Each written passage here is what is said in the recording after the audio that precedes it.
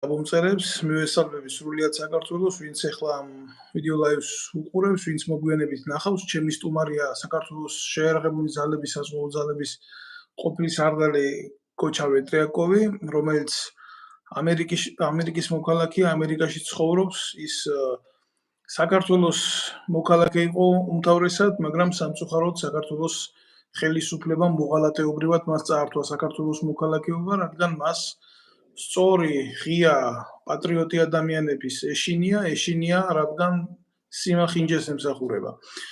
მოგესალმებით, ბატონო გოჩა. მოგესალმებით, დავით, დიდი მადლობა. დიდი მადლობა მოწვევისთვის. როგორ გეკადრებათ, რას ვცანებთ? პირიქით. ცოტა უჩვეულო ადგილზე ვარ, ვერ მივასწარი სახლამდე და ეგ გავჩერდი მანქანით. არანაირად ეს პრობლემა არ ქმნის, ნულია ეს ცხოვრება, მით უმეტეს ისეთ სახელმწიფოში, როგორც არის ამერიკა, სადაც დრო ფულზე ძვირიფასობს.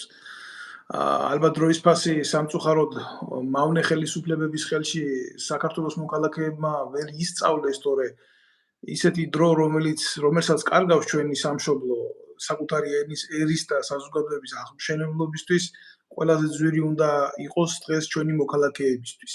უკაცრავად ესეთი ფიგურალური გადახვევისთვის ბატონ გოჩასთან რამოდენიმე ლაივი გავაკეთე, ჩვენ ვეხმიანებით პოლიტიკურ პროცესებს საქართველოში, ასევე ვეხმიანებით სოციალურ პროცესებს და გეოპოლიტიკურ პროცესებს. ამიტომ დღევანდელი ვიდეო ლაივით მე მინდა შევეხო კვირის მოვლენებს. ძალიან ტრაგიკულად განვითარდა ბატონო გოჩა მოვლენები. მე ვიტყვი, რომ საქართველოში სადაც დაიწერა ტრაგედია უგმიროთ, ძალიან რთულია სოციალურ პრობლემებზე ელაპარაკო მოსახლეობას იმაზე მძიმედ. მაგრამ ის რეალია, რაც ჩვენ გვახსენებს ტრაგედიას უგმიროთ, გვიჩენს იმ ერთადერთ ხედვას ამ რაკურსში, რომ ტრაგედიის გმირი ზუსტად არის მხოლოდ უბრალო ქართველი ერი და უბრალო ქართველი ადამიანები. აი ზუგდიდში საზარელი მოვლენები განვითარდა 6 წლის 2 ტყუპი, 6 წლამდე უკაცრავად 2 ტყუპი ჩაიფერფლა, ჩაიწვა ხანძარში და სამწუხაროდ ნაცვლად იმისა, თანაც სოციალურად დაუცველები იყვნენ, თქვენ ეს კარგად იცით და ნაცვლად იმისა ხელისუფლება გამოსულიყო და მე არ ვიყენებ ამ საკითხს იმისთვის, რომ ვიღაცა ვაკრიტიკო, უბრალოდ ჩვენ უყურებთ მოვლენებს რა. ნაცვლად იმისა ხელისუფლება გამოსულიყო და აეხსნა საზოგადოებისთვის თუ რას აკეთებს ის თუნდაც ამის შემდეგ ისეთი ადამიანებისთვის, რომ ეს არ განმეორდეს როგორც ტრაგიკული მოვლენა, ამ ხალხმა გადაწყვიტა ის, რომ დისკრედიტაცია მოახდინა სოციალურად დაუცველი ბავშვების დედის, რომელიც გაუბედურებული დედა, ბავშვები დაკრძალული წარიყვნენ და მთელი უბედურება რა არის, იცით? აი ამ უბედური მოვლენის დროს სახანძრო მანქანას, რომელიც იქ მისული იყო, აი ეს კიბე, ეგრეთ წოდებული კიბე ლიფტი, რომელთაც მაღალსართულიან კორპუსზე უნდა ჩაეკრო ხანძარი, არ გაეშალა. აქ იკვეთება რამოდენიმე პრობლემა, როგორც სოციალური, ისე საკატასტროფო მოვლენების, ისე მზადყოფნის საზოგადოებრივი უსაფრთხოების, ძალიან ბევრი საკითხია, რომელიც იშლება და ეხება თვითონ საზოგადოების საყოფაცხოვრებო საკითხებს, ისე მის უსაფრთხოებას.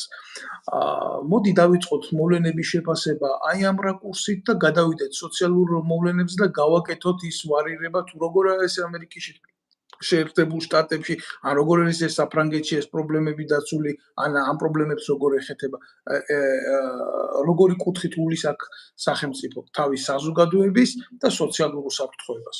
გისმენთ ბატონო გოჩა? დიდი მადლობა ბატონო კითხვისთვის. ეს მართლა ტრაგედია არის და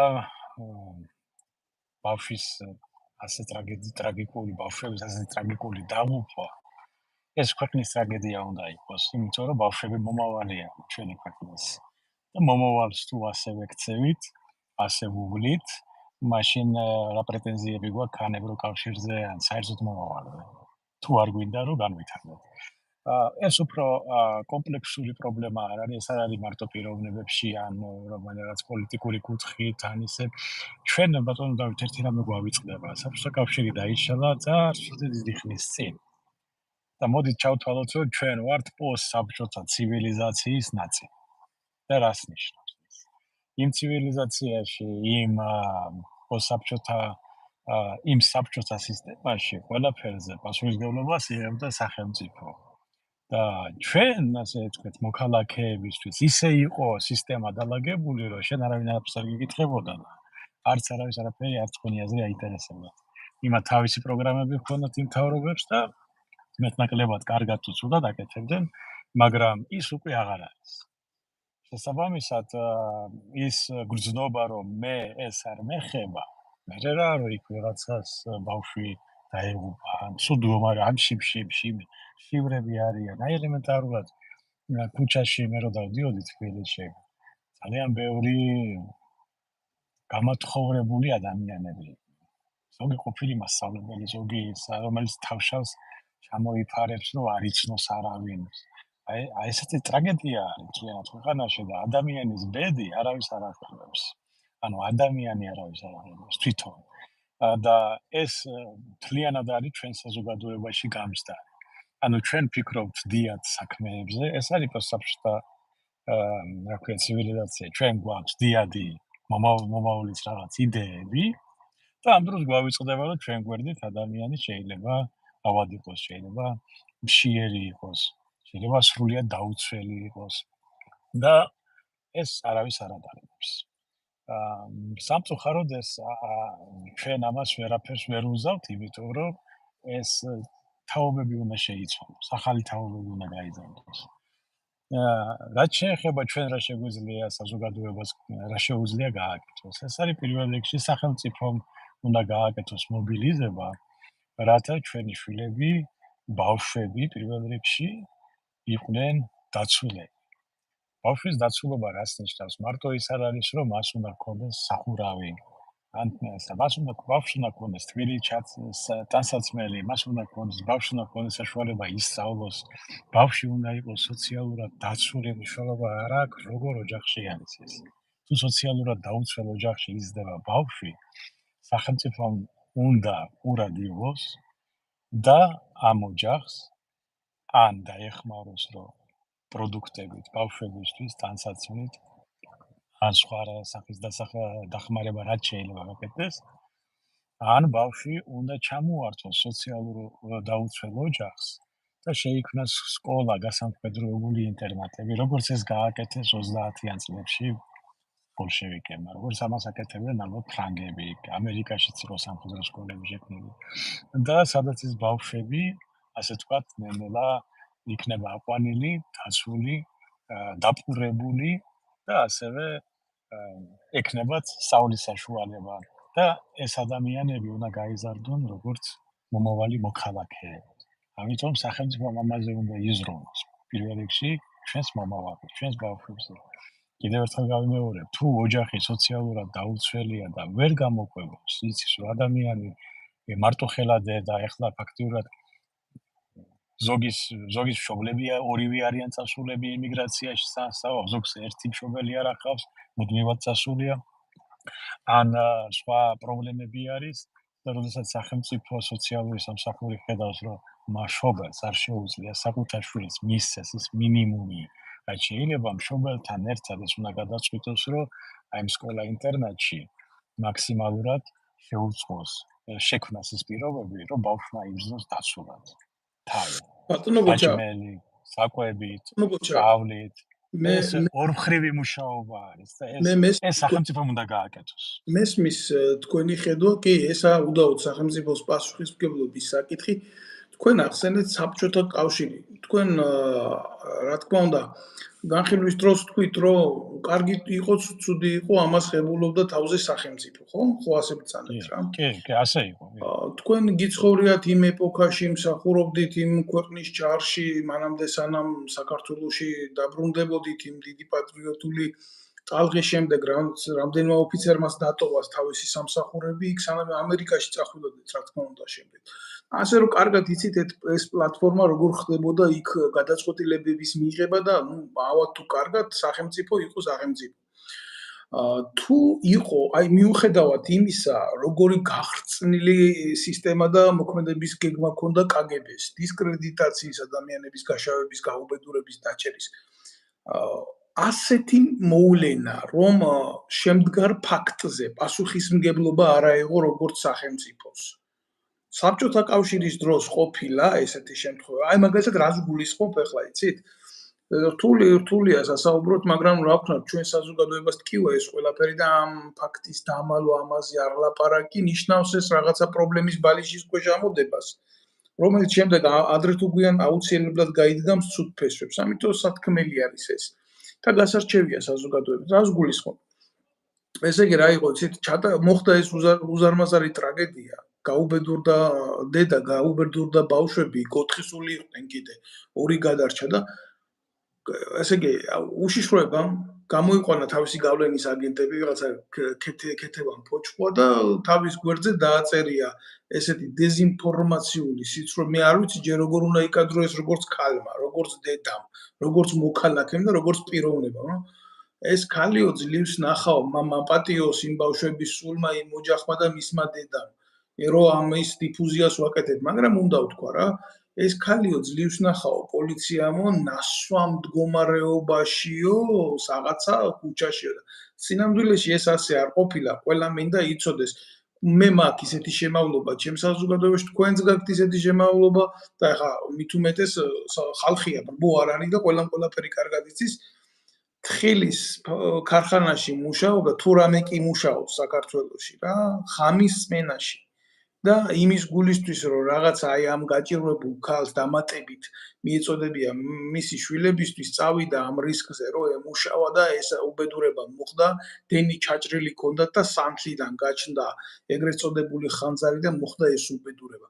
მე რა კიდე უბრუნდები ამას რატო ვაკეთებ ასეთ გაშლებს და განმარტებებს, იმიტომ ძალიან ბევრი შეკითხვები ისმება და ამომწურავი რო იყოს ყველაფერი, მე ვარ იძულებული ვილაპარაკო ეს ფაქტები, თუ რა საზოგადოებამ დიდი ხანი გადაღეჭა ეს ყველაფერი. მე არ მინდა რომ პროპაგანდა, რომელიც დაიზრება ამ კომენტარებში შემდეგ უშიშროების, მათ არ დაუტოო არანაირი ფორმა, იმიტომ მინდა გაშლილად მივაწოდო საზოგადოებას.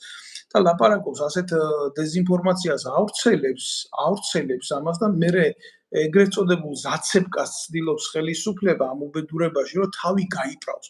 საბჭოთა კავშირში ხდებოდა ესეთი ფაქტი, რომ სახელმწიფო გარბოდა პასუხისმგებლობიდან თუნდაც აი ესეთი მოვლენებიდან რა. მე ხლა საქართველოში მე მაშინ ბატონო დავით, აი დავიღოთ 20-იან წლებში პირველი მსოფლიო ომის მერე და სამოქალაქო თუ რა ქვია მაშინ ბოლშევიკებსა და მენშევიკების დაპირისპირების შემდეგ მაშინ საბჭოთა რუსეთში ჩვენთან საქართველოში და ეს საერთო ჯამში 20-იან წლებში აღრიცხული იყო 6 მილიონზე მეტი უპატრონო ბავშვი. 6 მილიონზე მეტი, თუ მეტი არა. და დაახლოებით 14 მილიონი ადამიანი მაშინ შიმშილობდა და ამერიკის წითელმა ჯვარმა გადაარჩინა სხვათა შორის მაშინდელი ბოლშევიკური, ასე ვთქვათ, წითელი რუსეთი ფართო შიმშილობდა, რაც იყო. ბავშვები იყვნენ მაშინ აი უპატრონოდ ყველა. მაგიტომაც მაშინ შემოიღეს, რომ შეექმნათ ეს სამხედრო სკოლები, პატარა სამხედრო სკოლები, ინტერნატები, სადაც სახელმწიფო იღებდა პასუხისმგებლობას მომავალი მოქალაქის აზრად და თქვენ თუ ნახავთ 60-იან წლებში ვინმე დამსახურებული 60-იან წლებში ხავს 50-იან 60-იან დამსახურებული ფიზიკოსი გინდა კი მათემატიკოსი, ქიმიკოსი, ენერგები თუ პლიადა ასე თქვა წარმატებული ადამიანების უმეტესობამ ამ სკოლა ინტერნატების გამოშვებულები. ჟუკოვიც მათ შორის ეხა ომანდი ჟუკოვიც ბაღში იყო გაზრდილი და ახლა გაექცევიან ამ ფაქტს თუ გაექცევიან სახელმწიფოებრივ ადამიანებად იზრდებოდნენ და სახელმწიფო მოღვაწეებად შექმნათ რა ეხლა რატო არ შეიძლება ამის გაკეთება? რა თქმა უნდა, მაშინ ბოლშევიკები და კომუნისტური რუსეთი და კომუნისტური პარტია მაშინ იდეოლოგია ეს მნიშვნელოვანი იყო მათთვის აღეზარდა მომავალი საბჭოთა მოქალაქე. თავისუფალი ყოველგვარი ბურჟუაზიული თუ რაღაცა დოგმებისგან ან რელიგიურები. ეს მათთვის ეს იყო პრინციპული საკითხი და მაშინ განათლების სისტემა იყო პირველ ადგილზე. შორს რა წავიდე ბებიაჩემა სულ 4 კლასის დამთავრება მოასწრო. ჩვენი საქართველოში რა ვიყოთ 20-იან გაუნაწილებელი ხალხი იყო უმეტესობა. და ზღაპრებს უნდა გვიცხებს, რა ვიცი, მოყოლას რომ 1917 წლისთვის საქართველოს წყინავდა განათლებით. არ იყო მარტო მდიდრებისთვის, შეძლებულებისთვის იყო განათლება ხელმისაწვდომი და 80% ადამიანი გაუნათლებელი იყო. წერა-კითხვის უცოდინები იყვნენ. აბა, წერა-კითხვის საზოგადოება რო შეიქმნება ქვეყანაში, რატო შეიქმნებოდა, ხო? იმიტომ რომ ადამიანები ტოტალური გაუნათლებობა იყო. ხო და მაგიტომაც მაშინდელ ბოლშევიკურ სოციალისტებს და ასე შემდეგ მათთვის ეს მნიშვნელოვანი იყო იდეოლოგიური კუთხით, იმიტომ კი არა რომ ძალიან ზრუნავდნენ ადამიანის ბედზე, არამედ იდეოლოგიისთვის სჭირდებოდათ ახალი ადამიანების გამოყვანა, ასე ვთქვათ, საბჭოთა ადამიანი, რომელსაც მეცნაკლებად წარმატებულად აკეთებდნენ და დღემდე ინგრევა საბჭოთა კავშირი. დღემდე ბევრს გონია რომ საბჭოთა კავშირი დაინგრა, ის დაინგრა, მაგრამ ადამიანების ცნობიერებაში, იგივე რუსეთში, იგივე უკრაინაში, იგივე ბელორუსიაში და თქვენ გაგიკვირდებათ პრიბალტიკაშიც კი დაახლოებით ისევ იქ არიან, ეს არის პოსტსაბჭოთა სინდრომი, მაგრამ ის იმდენად იყო გამჯდარი, მაგრამ ეს იდეოლოგიის საკითხი იყო. ჩვენ შემთხვევაში, საქართველოს შემთხვევაში, ეს ჩვენი პირდაპირი ფიზიკური გადარჩენის ესე ის არის, რა ქვია, მნიშვნელოვანი საკითხი, რატო? საქართველოს შედის მომოკვდავ ერების სიაში, დემოგრაფიული კუთხით. და ჩვენ ბევრმა არის 31,000 თუ 34,000 ბავშვი, აღარ მახსოვს ზუსტად ციფრი, გაეროს მონაცემებით. შიმშილი დაღუპული ბავშვი არის საქართველოში. წლის განმავლობაში. ჩაგერთვებით ბატონო გუჩა წელიწადში 300 ბავშვი იღუპებოდა გაეროს მონაცემებით და უკვე წელიწადში 800 ბავშვია, 800 ბავშვია. გარდაცვლილების მაჩვენებელი და ნუ ახლა ამ ყველაფრის მერე ერთადერთი რაც სტატისტიკის სააგენტომ გააკეთა განაცხადი რომ ის არისო რომ უკეო გარდაცვალება აღემატება შობადობას, ეს ოფიციალური ფაქტია. იყო კიდე ასეთი ის მონაცემი 78,000-მდე ბავშვი შიმშილის ზღვარზე არის. ნუ ეს გაეროს იმას ვამბობ. ანუ რას ნიშნავს? ეს 74,000 ბავშვი, 78,000 არის 78,000 ოჯახი. ვერ ყვება საკუთარ შვილს. იმდენს ეხლა მშობელი ყოველთვის გააკეთებს ყველაფერს საკუთარი ბავშვისთვის. და წარმოიდგინეთ, რომ ბავშვი რო შიმშილობს, მშობლები რა დღეში არის. რა თქმა უნდა. ეს არის კატასტროფა. და ამ დროს ეს ნამუსგარი ცხილები, გინდა ნაცი დაარქვი და გინდა ქოცი, გაუნათლებელი იდიოტები, ასე ვთქვათ. გამოდიან და აი ჩვენ პირველ ადგილზე ვართ აქ. პირველ ადგილზე ვართ სინდრომი. საქართველოში პირველ ადგილზე ვართ ყველაფერში, რაღაცაში. ლიდერები აქ, ლიდერები იქ, მაგრამ ბავშვი რო შიმშილით ყვდება, შიმშილის ზღვის პირას არის. ამდენი ადამიანი რო არის ასოწარკვეთილი და ის ტრაგედიები, ეს რაც ცნობილი გახდა ბატონო დავით, რამდენი უცნობი ხდება სოფლებში.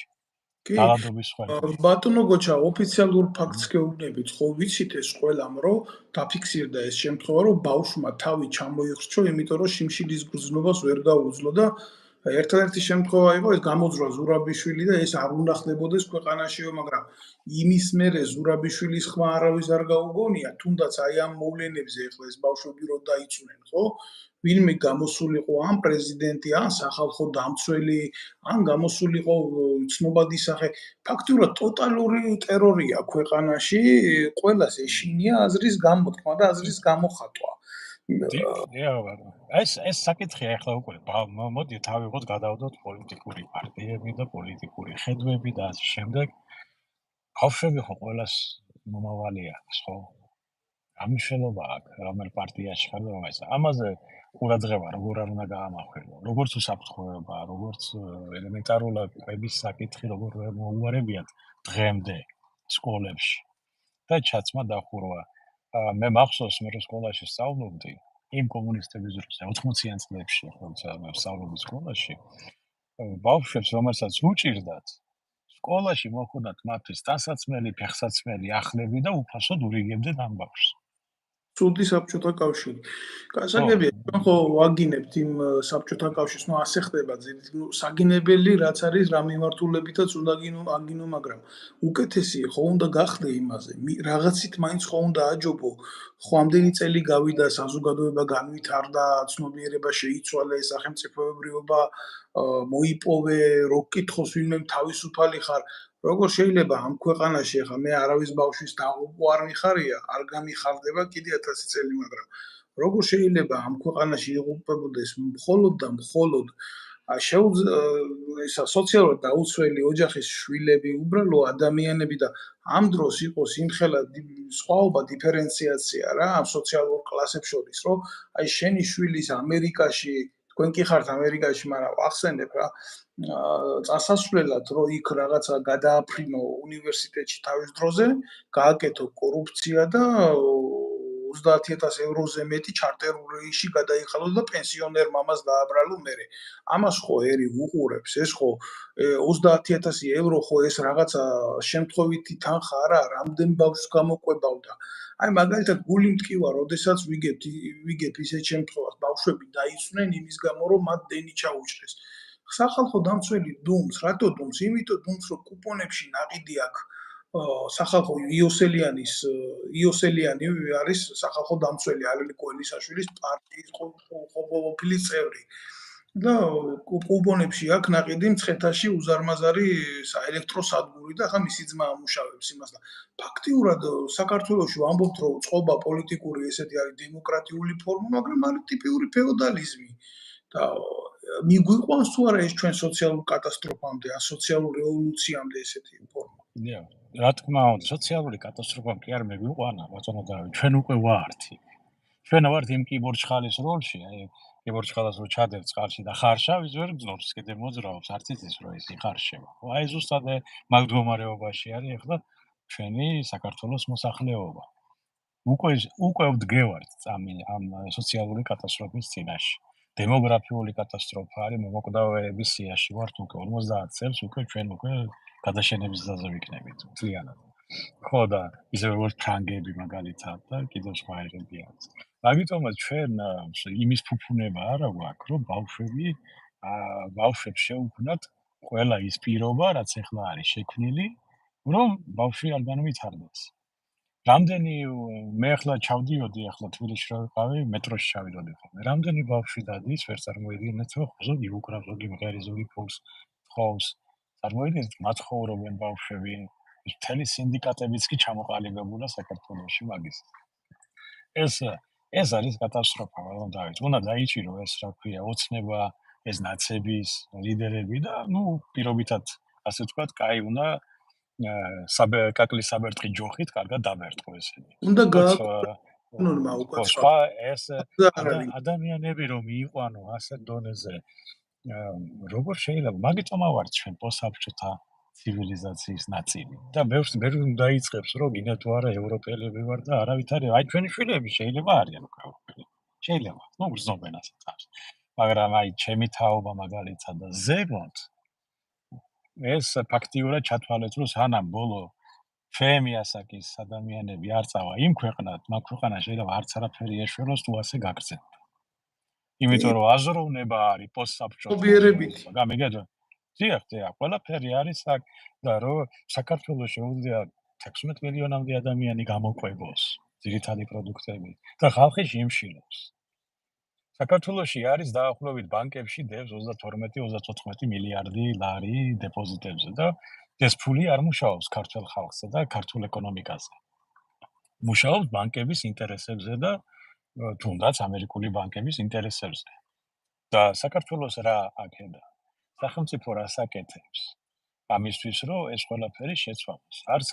არც არავინ ხმას არ იღებს. ერთი ორი პოლიტიკოსია რომელიც გამოაიტყვის რომ აიგზავნოს კაზინოები ან რაღაცა ამ ფორმალურად იტყვის ან უბრალოდ რომ პოპულარობა რაღაცა მოიპოვოს. პოპულიზმი.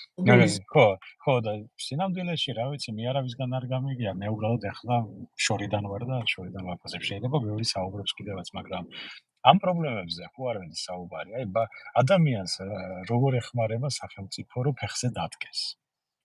ჩვენ ხო უზარმაზარი ფული მივიღეთ დასავლეთისგან, რომ ქვეყანა ფეხზე დამდგარიყო. დადგებიან და დაიწყებენ ზღაპრების მოხულას, რომ ეს ასე არ ყოფილა და ეს ასე იყო. წავიდა არამიზნობრივად დაიხარჯა. უბრალოდ იხარჯებოდა ისე, მაგრამ არიციან მე როგორ გააგრძელონ და ადამიანები არიან ცალკე, მოსახლეობა ცალკე, თავრობა თავისთვის ჩალიჩობს რაღაცას და ჩვენ ასე ვთქვათ, რიგითი მოქალაქეას უწევს, რომ გადარჩენაზე იფიქროს. საკუთარი შვილები როგორ გამოყვებოს, იმაზე იფიქროს. სად როგორ თავის აირჩინოს, იმაზე იფიქროს. და ამ დროს ეს უნამუსო ნაბიჯრები რო არიან იქ პარლამენტში რო სხედან, ყრიან, კი არ სხედან, ყრიან. და ეს მთავრობებში რო სხედან, უსაქმური იდიოტები, მთლიანად, თავის პრემიერიანად, არაფერს არ აკეთებენ ქვეყანაში ადამიანისთვის. არაფერს არ აკეთებენ საქართველოს ინტერესებისთვის.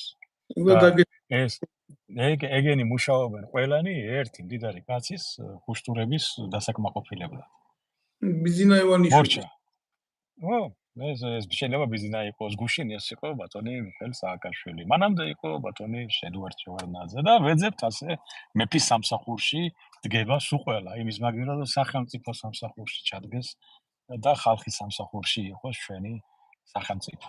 აბსოლუტურად. ეს პრობლემა თქვენი უმთავრესი აქცენტი არის ის, რომ საზოგადოებაში გვაკლია სახელმწიფოებრივი აზროვნება. სახელმწიფოებრივი აზროვნება და მოქალაქეობრივი აღზრდა, ალბათ, რომელსაც ყველაზე მეტად მტრობს თვითონ დღევანდელი ეგრეთ წოდებული თიხის ფეხებზე მდგარი სახელმწიფო. ეს არაა სახელმწიფო, მე თუ მკითხავთ, მას არც აქვს არანაირი ნიშანი საქართველოში, მე ვერ უყურებ, რომ ამ რესპუბლიკური მმართველობის, ან სახელმწიფოებრივი მმართველობის ნიშნები ჩანდეს. თუ ავიღებთ კლასიკური თემით, ისე კი გაემიჯნენ იმ თემას, საქართველოს რესპუბლიკა აღარ არისო, ისახიან სახელმწიფო არისო, მაგრამ თუ ავიღებთ რესპუბლიკა რომაული სიტყვაა და ნიშნავს ყველა საქმეს და არის საქართველოში კიდე ყველა საქმე არ არის, არის მარტო ბიძინას საქმე, მიშას საქმე, იყო ედვარდის საქმე. ეს რეალია ესეთი, ხო? სახელმწიფოს უნდა კონდეს თავისი მიზნები, ამოცანები, უნდა ზრუნავდეს მოქალაქეებზე, უნდა იყოს კონსტიტუცია. ასეთი ფორმა მმართველობის არ არის, რომელიც კანონს უკეთებს, მთავარ პატივისცემას, რომელიც გახდებოდა გარანტი და ფუნდამენტი ხო სახელმწიფოს. ფაქტიურად ყველაფერი ემგვანება, ეს არ არის მხოლოდ და მხოლოდ ბელეტრისტიკა ჩემი მხრიდან რა. ყველაფერი ემგვანება ჯორჯ ორუელის ეგრეთ წოდებულ ცნობად იგავარაკს ცხოველების ფერმა, სადაც მთავარი კასტა დაწინაურებული ხორები საკუთარი ფერმის უკან, ფარდულის უკან წერენ კანონებს, რომელიც მაინდამაინც პრიორიტეტული არის ხორებისთვის. ეს არის. კი, გეთანხმებით, ახლა გეტყვით, ახლა მე გამახსენდა იყო ასეთი საბჭოთა იუმორისტი რაიკინი ასეთი. არის და მან ერთხელ მოყვა ეს ერთი იგავე არაკი რა.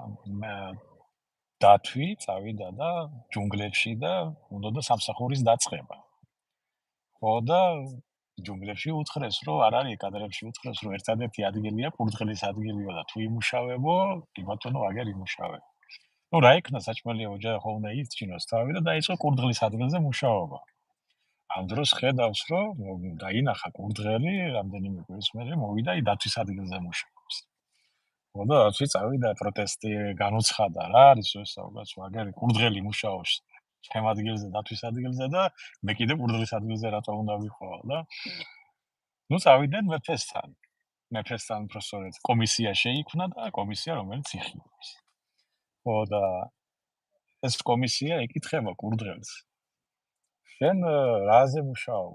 მე დათვის თანამდებობა მაქვს, აი მე დათვი ვარ და რა ცნობა, აი მე დათვი ვარ, ცნობა. ხო და თქვენ რაზე მუშაობთ? მე კურდღლის თანამდებობაზე მუშაობ და კურდღელი მიწერია უკაცო, მე კიდე დათვი ვარო, ხედავთო და ნუ რა ვქნა თუ ახლა იმას უწერია რომ ის არის დათვი და უნდა იმუშაოს დათვის ადგილზე და თქვენ გიწერიათ რომ კურდღელი ხარჯვა და კურდღლის ადგილზე უნდა იმუშაოთო და ახლა იცქნება ისა მორალი სად არის აქედან ხო რა გაკვეთილია იქიდან მორალი რაზე უნდა იყოს ლაპარაკი როცა იმ კომისიის ვეფხვისა და ლომის ადგილზე ვირები მუშაობდნენ გამიგეთ აი ეს პრობლემა არის საქართველოში არავინ არ ზის თავის ადგილზე ყველას მეფობა უნდა გამიგეთ ეს რა აი როდამდე უნდა იყოს ესე გაგრძელებული არაპროფესიონალების პარადიგმა საქართველოში. ხო, მე თუ არ შეგიძლია ადამიანო რომ შესაქმე განახორციელო შენ ადგილზე, რომ იმუშაო და შეასრულო რაღაცა ფუნქციონალური მოვალეობა, აი უნდა ადგე და გახვიდე, დაუთმო იმ ადამიანს, ვინც ამას შეასრულებს. და საზოგადოება ხო ამას უყურებს. თუნდაც ის საზოგადოება, რომელიც იქ თქვა დეპარტამენტებში მუშაობენ, ხო იციან რომ ის არის ჩამოყალიბებული დებილი ამ საკითხებში. არაპროფესიონალი. იქ არის მიყვანილი, იმიტომ რომ ვიღაცა მიიყვანა და დასვა. კუნძივით იქ, რომ ხელფასი მიიღოს. ხო და ხოხმა ხო უნდა ამოიღო რა. ანუ ჩვენ არა გვყავს არც პროფკავშირები გვაქვს. არც არავინ არ ფიქრობს იმაზე. იმიტომ რომ ყველას იგივე პრობლემა აქვს. არავინ არ ზის საკუთარ ადგილს. კატები ყეფავენ, ძაღლები კნავიან და ასე შემდეგ. და ძირითადი მოსახლეობა აქტიური, რომელიც რაღაცა შეუძლია გააკეთოს, ყველანი გასულია ქვეყნიდან, იმიტომ რომ თავი გადაერჩინა ამა თუ იმ მიზეზით.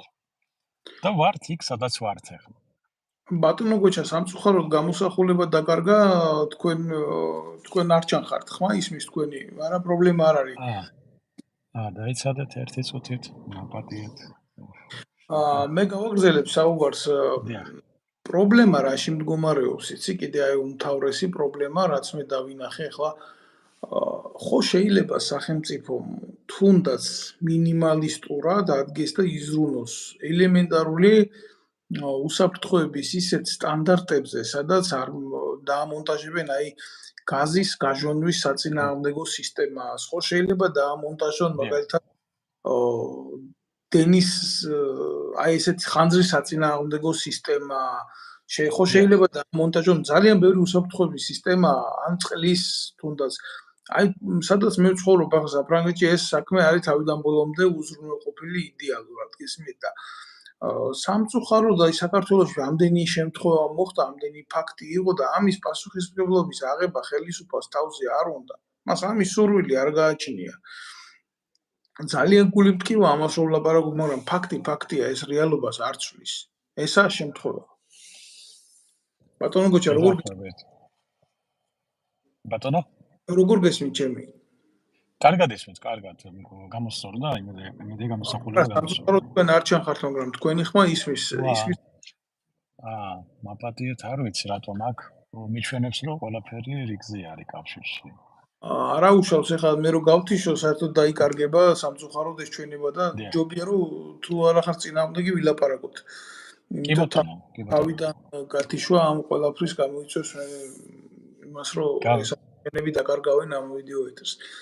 ანუ მე კიდევ ერთხელ ვიტყვი ამას, გულისკენი და მაინტერესებს თქვენი აზრი, რა უნდა გაკეთდეს იმისთვის ბატონო გოჩა, რომ აი მაგალითად ესეთი მინიმალისტური საკითხები დაინერგოს საზოგადოებაში, რომ არ მოყვეს ამას ტოტალური უბედურებები ქვეყანაში, ხო? მომაკვდა ვერ შევიმყოფებით ძირითადად, ხო? განაძვირი დაჯდება ეს ახლა სახელმწიფოს მხრიდან, რომ საკუთარ ბენეფიციალებს უზრუნველყოს ესეთი რაღაცები გაუკეთოს ელემენტარული, ხო, რომელიც აუგონია. ერთადერთი ვარიანტი დავით, ეს რომ გამოსხოთ. აპატია თქვენი ხმა დაიკარგა ერთი ცოტა ხნით. იმედია გამოსახულება. დიახ, ახლა ისმის. ერთადერთი ვარიანტი რომ ჩვენი ქვეყანაში რაღაცა გამოსწორდეს სოციალური მდგომარეობა თქვათ. ეს არის სახელმწიფომ შეასრულოს ის მაგალითად ოცნება მოვიდა მთავრობაში. მათ ჰქონდათ ბრწყინვალე პროგრამა. შეესრულებინათ ის პროგრამა, რაც მოიყვანეს, განვითარების პროგრამა, რაც ჰქონდათ თავიდან ეკონომიკური აღორძინების. ეს უბრალოდ ჩვენ არაფერის მოგონება არ გვინდა, ჩვენ ყველაფერი გვაქვს დაწერილი, ჩვენ ეს უნდა ავიღოთ და შევასრულოთ. და არავინ არაფერს არ ასრულებს, არავის არაფერი არ აინტერესებს. იმიტომ რომ ბევრმა იცის, აი მე მინდა გავხდე ოლიმპიური ჩემპიონი, მაგრამ ამ დროს არ უნდა არც ვარჯიში, არც ძირითად დგომა რომ ირბინოს, მარტო უნდა რომ ოქროს მედალი მიიღოს მაშინვე და შრომის გარეშე კიდე არაფერი არ მოხდება, ხო? და აქედან გამომდინარე, ჩვენ უნდა ვიფიქროთ იმაზე, თუ როგორ შეიძლება გამოვიყვანოთ, როგორ შეიძლება შევცვალოთ აი განსაკუთრებით რო ეძახიან მცირე და საშუალო ბიზნესი როგორ განვითარდეს, სადაც 80% შეიძლება დასაქმდეს ადამიანებს. და ერთადერთი ვინცაც შეუძლია ეს გააკეთოს, ეს არის სახელმწიფო, ისევ სახელმწიფო, იმიტომ რომ բոլო სახელმწიფო თავ ხელისუფლებას ძალუძს ამგვარი პროგრამების განხორციელება, იმიტომ რომ ცალკე ადამიანი გინდა მილიონერი იყოს, გინდა მილიარდერი, ამას ვერ გააკეთებს. იმიტომ რომ ეს კომპლექსური პრობლემა არის. მაგალითად რომ შეიქმნეს მცირე ბიზნესის ადმინისტრაცია და მოხდეს ადამიანების გათვითცნობიერება, სწავლა, თუ როგორ შეიძლება გააკეთონ პატარა მცირე ბიზნესი სოფლებში. მაგრამ აქ როგორც გითხარით, კომპლექსური პრობლემა არის. ჩვენ ვართ პოსტსაბჭოთა ცივილიზაციის ნაწილი. და ეს არის, ანუ რას ნიშნავს ეს? ეს არის ერთი თავკომბალა და რეგიონები თავისთვის რაღაცას ცდილობენ. გამიგეთ? შესაბამისად მათ არ აინტერესებთ. ეშინიათ. ეხლა როგორ არის შენ რო თქვათ ხაშურში განვითარებულია ყველაფერი და თბილისს არ უსმენს რა. თავის იმას თვითონ აკეთებენ, თვითონ ავითარებენ. ამ შემთხვევაში რა ქნას იმ ლექტორატს კარგავს, ხო? ხმას არ მისცემენ, ან დამოუკიდებელები უფრო ხდებიან ვიდრე ცენტრისგან. შესაბამისად, მამის ეშინიათ იგივე ყველა ცენტრალურ ხელისუფლებას, რომ დაკარგოს კონტროლი რეგიონებზე. კონტროლი მხედველობაში ეშინია თქვენ როგორც ვსანებთ, ხო? დეცენტრალიზაციის ეშინია ხელისუფლებას და მასეთი ლოგიკით რომ გაყვეს საფრანგეთი, აგერ პრეფექტურულ სისტემაზეა თავიდან ბოლომდე აგებული და კი გასაგებია ცენტრალურ ხელისუფლებას ფუნდამენტალურ საკითხებში მიყვება, მაგრამ რეგიონში პოლიტიკურ მოვლენებს და ეკონომიკურ ფინანსურ პრობლემებს წყვეტს პრეფექტი და პრეფექტურა.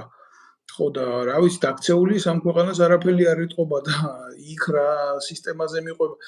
იქ ერთი სისტემა არის აგებული ბიზინა ივანიშვილის სისტემაა და ურთიერთ ბიზნეს ინტერესები აქვს, ჩი და პოლიტიკური და ეკონომიკური და ამას არანაირი კავშირი არ აქვს საზოგადო ინტერესთან და სახელმწიფო განვითარებასთან და საბოლოო ჯამში მოდის ეს ყველაფერი კონფლიქტში. ეს არის რეალობა, ახლა გინდისე თქვი, გინდასე თქვი, თუ ამას ყველაფერს თვალი არ გაუსწორე, თუ არ თქვი, რომ ეს არის კორუფციის შედეგი, ესეთი რაღაცა, რომ არ ვითარდება ქვეყანაში, ყველანაირად ვერ გამოხვალ გოჩა. ეს არის. აი, მაგალითად ავიღოთ დასავლეთ საქართველოს რო ავიღოთ, არა? იგივე ზუგდიდში მომხდარი, ეს ხო სოციალურად გაჭირვებული ადამიანები არიან, უმეტესობა, რომელიც ვერ პოულობენ საკუთარ ადგილს, ვერ პოულობენ სამსახურს, ვერ ვითარდება. მაგალითად მაშინ რო გაუგზავნე 2013-ში ზღვისპირეთის განვითარების რეგვა რო გავუგზავნე იმის ნაწილი რო შეესრულებინათ აი მაგის საშუალებები იყო და იმდენი ადამიანი დასაქმდებოდა ხო მაგრამ პრობლემა რაშია ის აი პოსაბჭოთა ის აი ფობიებია ის რას იტყვის ეს როგორ იტყვის პორტი მაგალითად პორტის მშენებლობა რო არის პორტი უნდა ააშენოს სახელმწიფო საქართველოს უნდა ააშენოს და მე უკვე გააკონტროლოს ვინ შეიტანს, ვინ გაიტანს რამეს, ხო? მოელაპარაკო და თქვენ ძალიან სწორი რაღაცა აღნიშნეთ. არა, უკაცრავად ერთ შეკითხვას დავსვამდი მე აი ეს რეალისტურს რა.იან სახელმწიფოები, რომლებსაც საერთოდ საზღვაო ის არა აქვს აკვატორია რა. ღმერთმა მოგცა იმის იღბალი, რომ შენ იყო საზღვაო სახელმწიფო. საქართველოს არის საზღვაო სახელმწიფო. ახლა შორს მაინდა-მაინც არ წავა რომ რატო არა გვყავს ეს, რატო არა გვყავს ის, ნუ არ ვივარგვეთ და არა გვყავს, მაგრამ ელემენტარული ხო შეიძლება რომ საკუთარი მოსახლეობა იმ თევზით მაინც გამოყვებო, იქ მაინც მისცე ეკონომიკური, ინდუსტრიული მიმართულება, რომ აი მაგალითად თევზის ქარხანა იყოს, თევზის კონსერვის ქარხანა იყოს. რაღაცა აწარმოო შენს ქვეყანაში. ახლა ბატონო გოჩა, ამ ხელა გამოცდილება გაქვს თქვენს ყველაზე. აი რა სიტყოდით ამ ყველაფერზე უფრო სიღრმისეულად უფრო მე გეტყვით ერთი ჩემი მეგობარია დღესაც თბილისში არის. ამაპატიეთ ბატონო დავით ეს გამოსახულება გამოვიდა თუ არა ჯერ? არა, სამწუხაროდ არა, მხოლოდ მე ვჩანვარ და თქვენ არ ჩან თქვენი ხმა ისმის ყურებელი გვისმენს მხოლოდ. ვას, საინტერესოა. ესე იგი, ჩემმა მეგობარმა ჩამოიტანა მან ქარხანა თევზის გადამუშავების, საკონსერვო ქარხანა. და შეიძლება ადგილი, მარტო რომ აეღო და ეს ქარხანა, რომელიც ახალი იყო, შეფუთული, დამზადებული. და შეეძლო მოემარაგებინა თევზით, როგორც მოსახლეობა ადგილზე, კონსერვებით, ისე ჩვენი ჯარიც მოემარაგებინა. მაგრამ რა მოხდა? მოხდა ის, რომ სხვებმა მოინდომეს, სხვებმა ვერ გააკეთეს, დაკოპირება მოინდომეს, სარწმუნო მოინდომეს. აი როგორ გითხრას, ჩვენ რომ პოსაბჭოთა ეს არის მტაცებლური ხელისუფლებაში შედან ადამიანები, რომელიც ფიქრობენ წაგლეჯვას. რომ ვიღაცას რაღაცა წაართვა. ვერაფერს ვერ გააკეთებთ, ესე იგი ეგრე გამოდის, იმიტომ რომ თქვენ იდეას აიღებენ და თვითონ შეეცდებიან გაეკეთებინათ. რა გაუკეთეს იმ ადამიანს? მის პარტნიორს დაუწყეს რეკვა უკრაინაში, რომ ისა, მოდი ჩვენთან გააკეთეო ამ ადამიანთან, გააკეთეო და იმათ როგორც კი გაიგეს ესე ეგრევე დახურეს ეგრევე ურთიერთობა. გამიგეთ? აი რა დონის ადამიანები ისხდნენ მაშინ საქართველოს, მე ახლა არ ვიცი ეკონომიკის სამინისტროში იყო ესა თუ სხვა იმაში, საპარტნიორო თუ რაღაცა ფონდი რო არის, აი ესეთი ადამიანების ხედან იმას რა უნდა განავითაროთ უნდა. ასეთი ადამიანები არაფერს არ გააკეთებენ, არაფერს ვერ გააკეთებენ საერთოდ. მაგრამ ბატონო გოჩა, აი თქვენ ხო წარმოიდგენთ, თქვენ ხო იცით რა მასშტაბებზე არის ლაპარაკი, აი მაგალითად საზღვაო აკვატორიაში თევზის ჭერის საკითხი. ვის მიაქვს მაშინ დღეს თქვენ თუ გაქვთ ინფორმაცია, ის ხამსას ვერ იჭერს ქართველი კაცი ხამსას ვერ ჭამს, არ არის მაგის საშუალება. იმიტომ რომ ხამსა არ არის, ბატონო დავით, იმიტომ რომ საქართველოს თევზის რესურსები, საზღვაო რესურსები არის გასხვისებული. ჯერ კიდე მიხეილ სააკაშვილის დროს 10-15 წლით. მერე ოცნებამ კიდე გაუგრძელა მათ ლიცენზიები. ანუ თქვენ ახლა რომ ადგეთ გამდიდრდეთ და იყიდოთ თქვენთვის დიდი თევზაჭერი სეინერი რომ საქართველოში სამოიღოთ ბიზნესი გააკეთოთ, თქვენ იმ ადამიანებისგან ვინც ეს კვოტები დაითავისა, მათგან უნდა იყიდოთ თევზის კვოტა. ანუ იმათ იყიდეს, გადაიხადეს მხოლოდ რაღაცა $10 ტონაში, თქვენ გადაგახტევინებენ ალბათ 50-60 და ასე აკეთებენ ფულს. და ისინი ესე ყიდიან თურქებზე, რა ვიცი, უკრაინელებზე და სხვები იჭერენ და სხვებს მიაქვს თავიანთი ქვეყნის ბაზრებისთვის, იმიტომ რომ ხამსა ძალიან კარგი პროდუქტი არის. და მთელი ფოთი ცხოვრობდა მაგ ხამსი ცხოველთა შორის. კი, და აი ეს გაჭირვების დროს, იმ 90-იანების დროს, ფაქტიურად ხამსამ გადაარჩინა. კი, აი ზუსტად დამასწარით, ეხლა თქვენ რაღაცნაირი ირონიული თემა არ მინდა გაყვეს ლაიტმოტივად ამას, მაგრამ მახსოვს მე ის ბნელი 90-იანები საქართველოში ხორცს ვერ ჭამდა ხალხი და ხამსა იყო მაპატიოს თელმა საზოგადოებამ, არანაირი ირონია ამ ყველაფრის მიმართ, მაგრამ მაშინ იქ თქვენ იყავით საზღვაო ძალების სარდალი, მაშინ პატრიოტი ადამიანები იყვნენ რა, საქართველოს შეერაღებულ ძალებშიც მეტი პატრიოტიზმი იყო, არ იყო ამხელა დეფიციტი პატრიოტიზმის. როგორ შეიძლება საკუთარი საზღვაო სივრცე ვიღაცას მისცე ასე სადაცვავად, ასე მეკობრულად. ახლა თქვენ ამერიკაში ცხოვრობთ, მე საფრანგეთში. აბა მიდი და მიადექი თევზეულ, ეგრეთ წოდებულ თევზეულ პროდუქტს შეეხე. მე ხამსა მოვიყვანე უბრალო შედარების რაღაც ლაკმუსის ქაღალდად თუ არა, სხვაში მარტო ხამსა ხო არ იჭირება კაცო. იჭირება სხვადასხვა ხასიათის თევზები იჭირება, უძვირესი არის საზღვაო პროდუქტები. უძვირესია საზღვაო პროდუქტები, ზღვის პროდუქტები, ხო? როგორ შეიძლება ასეთი მდიდარი სახელმწიფო, როგორიც საქართველო, მე ხო არ ვლაპარაკობ ოქროს საბადოებზე, მანგანუმის საბადოებზე, ნავთობის საბადოებზე, გაზის საბადოებზე, მე ვლაპარაკობ იმაზე, რაც ბუნებრივად მოდის. სხვა ოპოზიტო არ დაშრებაო, ნათქვამია. ბიჭო, სინდისი არა გაქვთ კოცებო, ან ნაცებო. თქვენ რო ხართ სინდიზეც აღარ არის აქ საუბარი. ეს არის უბრალოდ როგორ გითხრათ, რა ვიცი, დაუდევრობა, მავნებლობა, ეს ყველაფერი ერთად არის, ბატონო. აი, როგორ შეიძლება აი ასეთ დიდარ ქვეყანაში, როგორც საქართველო არის, ხალხი შიმშილობდეს. გინდა ზღვიდან დაწყებული, გინდა სოფელში, გინდა აი ახლა არიან ჩემი ახლობლები, რომელიც მეუბნებიან, რომ ტონობით გადაყარეს ყურძენი იმაში, რა ქვია რა. რომ ვერ გაყიდეს, რეალიზაცია ვერ გაუკეთეს. და როდესაც ყურძენი მაგალითად აქ, მე არ ვიცი თქვენთან რა ღირს, მაგრამ აღირს, რა ვიცი, $4-5 ღირს ნახევარი კილო. კი, ძალიან ძვირი ღირს. რატო არ შეიძლება? ძალიან ძვირი ღირს. ხო, რატო არ შეიძლებოდა ამ ნახევარი კილოს, აი ეს ყურძნის შემოტანა, თუნდაც ამერიკის ბაზარზე.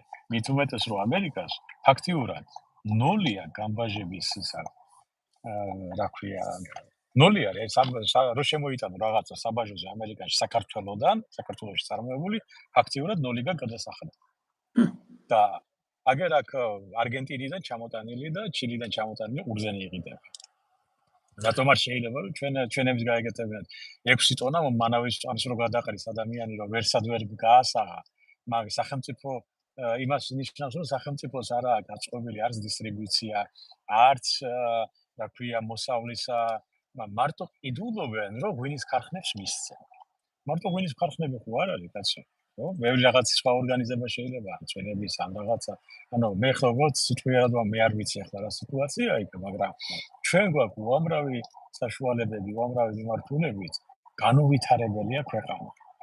სამაცივრო დანადგარები არ არის არსად განვითარებული საქართველოში. ანუ შეიძლება ყურძენი არ გინდა დღეს გაყიდო, მაგრამ შენახვის საშუალება ხოლმე გქონდეს სოფელში რაღაცა შეიტანო. ხო. ხო, მე თქვა გაყიდი ზამთარში. როცა შენ გაწყობს გაყიდო. აი ესეთი რაღაცა პირობები უნდა შეიქმნას. ბატონო კოჩა, ბოდიშით, მაგრამ ახლა მარტო მანდა მაინც მშრალი ხილი ხო არ იყიდება ყველგან რა. აი როგორი მომენტია რა, შეხედეთ ელემენტარული იქ კამპოტს აკეთებენ, იქ კონსერვაციის პრობლემის თემატიკა მიდის წარმოებაში, ალიმენტარული თემებს როცა ვეხებით ჩვენ რა. ძალიან ბევრი რაღაცის მიმართულება შეიძლება ელემენტარული ჩირის ჩათვლით, ყურძნის ჩირიც ხო კეთდება, ეგრეთ წოდებული ქიშმიში რო უძახია. რატო არ უნდა იყოს სისტემა ყველაფერია ეს მთელი მსუბუქი მრეწველობა ეს ყვევის მრეწველობა ეს ჩათვალეთ რომ ეს ცალკე მეცნიერებაა ეგ რომ განვითარდეს საქართველოში ეს იყო ეს ყველაფერი უბრალოდ საბჭოთა კავშირიო დაიშალა და ეს ვერ მოხდა იმის შენარჩუნება ყველამ გაყიდა რაც კი შეიძლება და გაიყიდა საქართველოში 90-იანებში ზოგი წითელი დირექტორების დამსახურება არის ზოგი მაშინდელი მთავრობის და შემდეგ არ მოხდა ანუ ჩვენ გავანადგურეთ ჩვენივე ხელით ის აწარმოები და ის სამეცნიერო კვლევითი ცენტრები რომლებიც მაშინ იყო ჯერ კიდევ საბჭოთა კავშირის დროს შექმნილი საქართველოში. აი ბევრმა არ იცის რომ საქართველოში 300-მდე კვლევითი ინსტიტუტი იყო. რასაკეთებდნენ ისინი ყველა მიმართულებით იყო ეს მთლიანად ამის გამოყენება ამ პოტენციალის გამოუყენებლობა იყო ყველაზე დიდი დანაშაულება. და დავრჩით იმ ტაშფანდურის ზონაზე. რესტორანი, ტურისტის მომსახურება და მაგით ვართ მოყოფილები თურმე. პირველი რაც ეს სოფლის მეურნეობის უნივერსიტეტი იყო, რომელიც სხვადასხვა ეს თქვა ბატონო გოჩა, მერე ნაცების დროს სოფლის მეურნეობის სასოფლო სამეურნეოში იქა რა, ასევით ზოუეთს რო უძახობდნენ რა, გეწოდინებათ თქვენ. იქ სამხედრო აკადემია გადაიტანეს იქ როგორ შეიძლებოდა იქ სამხედრო აკადემიის გადატანა რა და ჩემ თვალწინ ინგრეოდა იქაურობა და ისპობოდა იქაურობა ძალიან ბევრი რაღაცის მოწმედა ვხდით თვითონ და ასიზამთ ეხა იქ საქართველოს ეს საქმე იმაშია ბაზონდაეთ რომ უპასუხისმგებლო ადამიანები მუშაობდნენ თავისი შეხედულების სამებ წვეთდნენ ამას იმიტომ რომ ეს გენიოსი იყო ესე იგი ვინც ამას წვეთდა ის გენიოსია ის დანიშნულია მინისტრად ესე იგი ის გენიოსი მინისტრია იმას უნდა გადაეწყვიტა, მაგრამ რაზე დაყრდნობით ნებისმიერ კომუნისტებში დავცინით, მაგრამ ყველა გადაწყვეტილების ქვეშ მათ სამეცნიერო კვლევებს ატარებდნენ. ამერიკაშიც ესე არის, სანამ რაღაც გადაწყვეტილებას მიიღებენ, მთელი სამეცნიერო კვლევები ტარდება იმ თუ იმ მიმართულებით. ჩვენი მარკეტინგული სალვე. უჩა კიდე აი თუ ვიღაცას არ მოეწონა შენი გამოთქმული აზრი საქართველოში, შექმნილია ესეთი პროპაგანდონური ნიშა რა, რომ შენ ხარ პრორუსი. ახლა ვიღაცამ რომ მოგისმინოთ თქვენ უცებ და არ იცოდეს რომ ამერიკაში ცხოვრობთ, მოქალაქე ხართ, იტყვის რომ თქვენ პრორუსი ხართ. აი აქ იმალება უკვე ყველაფერი. გაგივრცელებენ ამ ხვანს, აგიგდებენ ჭორს და როგორ არის, იცი კიდე მე მივიჩნევ ამას პრობლემა რა გახდა, იცი ჩვენი ქვეყნის პატრიოტიზმი აქციეს პროფესიად. ანუ მე პატრიოტი ვარ, მე კაი ბიჭი ვარ. მე ამაზე ამის თქმის უფლება მაქვს, მე თუ ამაზე ვიტყვი და საზოგადოებრივ გამოვჩნდები ამას ბევრჯერ, ესე იგი მე ამის კომპეტენცია გამაჩნია და ამ ეგრეთ წოდებული ქოლკის ქვეშ ვისაც რა უნდა როგორ უნდა ისი აკეთებს კაცო. პროფესიონალიზმი ხულია ჯარის მიმართულებით, სასოფლო სამეურნეო მიმართულებით, საზოგადოებრივი უსაფრთხოების მიმართულებით. სახელმწიფო რაზეც დგას თანამედროვე მოცემულობებში, ხო, თქვენ ვერ ნახავთ სპეციალისტს რომელიც თავის საქმეს აკეთებს. მე ახლა ეგ იმიტომ რომ ეს მოხდა იმიტომ რომ ნეპოტიზმის მომენტები აქვს თუნდაც.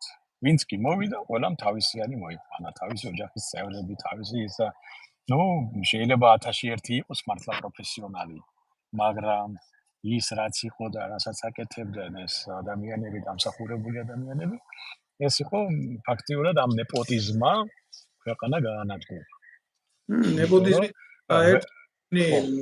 გამომწერი წერსო საქართველოსიო დაპროგრამებული არისო საზოგადოებრივ ხალხიურა და გარკვეულწილად იცით რა არის ამ ცნობიერებით მაიერა მე ასე ახლა უძახია ამას და ვისაც როგორ უნდა ისე მიიღო საკმაოდ სუბუქი ტერმინოლოგიით ლაპარაკობ რა.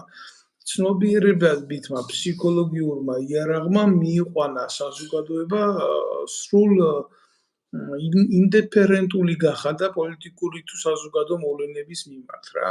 ანუ მე მაინც არავინ არაფერს არ მეკითხება, მე ვერაფერს ვერ შევცვლი, ჩემი საქმე არა უჩემოდ ყველაფერი გაირკვევა. აი ამ ყველაფერმა ხო, ფაქტიურად საზოგადოებრივი ძალაუფლებიდან განეიტრალა პოლიტიკოსები, რომლებმაც მე როგორც თქვით, გინდათ ნეპოტიზმის ქვეშ, გინდათ კორუფციის ქვეშ, გინდათ პროტექციის ქვეშ ანგრევენ დღემდე ამ საწყალ ისედაც დაანგრეულ დაშლილ სახელმწიფოს რა. მე არ ვიცი სადამდე მივა ეს პროცესები. ახლა ამას წინათ უყურებდი, დაწყებულია ეს ეგრეთ წოდებული პოლიტიკური კამპანია. რა თქვენ სადევით ეთყობა თვალს, მე და ავად თუ კარგად რა. ეს კი რითი არიან, იცი დაინტერესებული ნაცვლად იმისა, ვისაც აქვს განცხადებული, ხო, ვისაც მიუშვებენ ჯერ იმ პოლიტიკურ იმ პროცესებამდე, რომ უფლება კონდეს იქ კენჭი იყაროს. ნაცვლად იმისა საზოგადოებას უყვებოდნენ თუ რა გეგმა გააჩნიათ ამ ნეხვიდან ამოსვლის და ესე იგი ინტრიგით ურთიერთდაპირისპირებით რაღაცის შეხსენებით, შენ ქოცი იყავი, შენ ნაცი იყავი, შენ პარტიას უღალატე, შენ ივანიშვილს უღალატე, ივანიშვილმა შენ გიღალატა, ებიჯო ხელი არ დამარტყა, ხელი აქეთ მოგარტყა. აი აქამდე ვართ ჩაძირული ფაქტურად რა იცია ტომები რო არიან აფრიკაში, ერთმანეთს რო ჭამენ იმის გულისთვის, რომ ერთმა მეორეს როხა წაართვა რა. აი ამ დონეზეა მისული საზოგადოება. ეს კაცი მართალია ბატონო გოჯა. საზოგადოება არისო დაპროგრამებული ეს მართალია. ეს სწორი გადმოცემაა ამ პროცესების. დაპროგრამებულია შეიძლება სწორიც არის, არ ვიცი, მაგრამ ეს პროპაგანდა რომ მუშაობს, ეს ორი აზრი არ არის. ერთი კითხვა მაქვს, გამოსწორდა გამოსახულება თუ სამწუხაროდ ვერ გიყურებთ, მე ვერ გიყურებთ. თქვენ თუ შეგიძლიათ მაგიდან მანიპულაცია გააკეთოთ. სხვათა შორის თავისუფლად ხედავ თქვენს ჩემ თავსაც. მოკლედ რაც არ უნდა იყოს, დავით, ეს ადამიანები, ეს მართალია, კი, ტელევიზია, პროპაგანდა თავისას აკეთებს. და შეხედავთ პროგრამას, სულ დაშფანდური არის, ან რაღაცა გადმოსცემენ, რომ აი, თქვათ, თუ შეხედავთ ოცნების ტელევიზიებს, ესენი ნაცები არიან დღემდე სიცოცხლეები და თუ შეხედავთ ნაციონალების იმას, ეს ოცნება არის ხოცები და რუსები. და რო შეკითხო რეალობაში რა ადამიანებისთვის რას აკეთებენ, რა იმაში არიან, ფაქტიურად არაფერს არ აკეთებენ. აი რო შეკითხოთ, აი რა თქვენ რო იქნებით ადამიანის ცხოვრებაში რა შეიძლება? ამაზე არავინ არ ფიქრობს, არავინ არაფერს არ აკეთებს, არავის არაფერი არ აინტერესებს. გამიგეთ ბატონო დავით. სამწუხაროდ ეს და არც იცი რა უნდა გითხრათ, საიდან დაიწყონ ისაც არ იციან და ეხლა მართლა რო შეხედოთ ეხლა აი თქვა რო აიღო და აი თქვა აი დღეს გადაწყდა ეს საქმე და მოვიდა შეიცვალა ახალი ძალა მოვიდა. ფაქტობრივად ყველა მიმართულებით ქვეყანა არის ასაწყობი ნულიდან. ნულიდან თუ არა, ფაქტიურად გასაკეთებელია, შესაძლებელია ან და ყველა მიმართულებით დაწყებული საზღვრიდან დამთავრებული, რა ვიცი, ყველა ესე ვთქვათ, დამლაგებლის ფუნქციონალური მოვალეობა. მე სიტყვი არა. აი არავინ არაფერსე არ ფიქრობს რა მიმართულებით როგორ განავითარდეს. საზღვარები ჩვენ დაუცველი გვაქვს. თავდაცვა მინიმუმზეა, რა ვიცი, თუ არსებობს საერთოდ. სახელმწიფო უსაფრთხოება გადაქცეულია ერთი მდიდარი კაცის საჯდომის დაცვაზე. მეტი არაფერი მაგათ ის არა აქვთ. მთელი მთავრობა მუშაობს, რომ ბანკებს პრობლემები არ შეექმნეს ძარცვას საქართველოს მოსახლეობა. მთელი მთავრობა მუშაობს იმაზე, რომ საქართველოში კაზინოებმა რაც შეიძლება მეტი ფული აკეთონ, შავი ფული გაათეთრონ და ასე შემდეგ. მთავრობა მუშაობს იმაზე, რომ ოფშორებში ჩარჩენილი შავი ფული რაც აქვს, ის გადმოიტანონ საქართველოში. მაგაზე მუშაობენ? დიახ. მთელი პრობლემა რა არის კიდე იცი, აი რო ვაკვირდები იდეოლოგიური განადგურება მიდის თვითონ ახალგაზრდა თაობის რა. ფიზიკურიც ხო ხდება ბუნებრივად, ვიღაცა ახლა ბრალს დაგვდებს იცი, აი ხანძარი ყველგან ხდება, აი ტყვის ესეთ რაღაცას. ხალხი ყველგან კვდება, კი, ხანძარი ხდება ყველგან. ხალხიც კვდებიან, მაგრამ სახელმწიფო ყველაფერს აკეთებს იმისთვის, რომ რისკის დონე შეზღუდოს რა. აი მაგალითად თქვენ ახსენეთ ძალიან ძიმე ფაქტი აზარტული თამაშები რა. ეხლა მე თემიდან თემაზე კი არ ვხდი, უბრალოდ მოვლენას ვამბობ ესეც. ყველაფერს თავი დავანებოთ რა.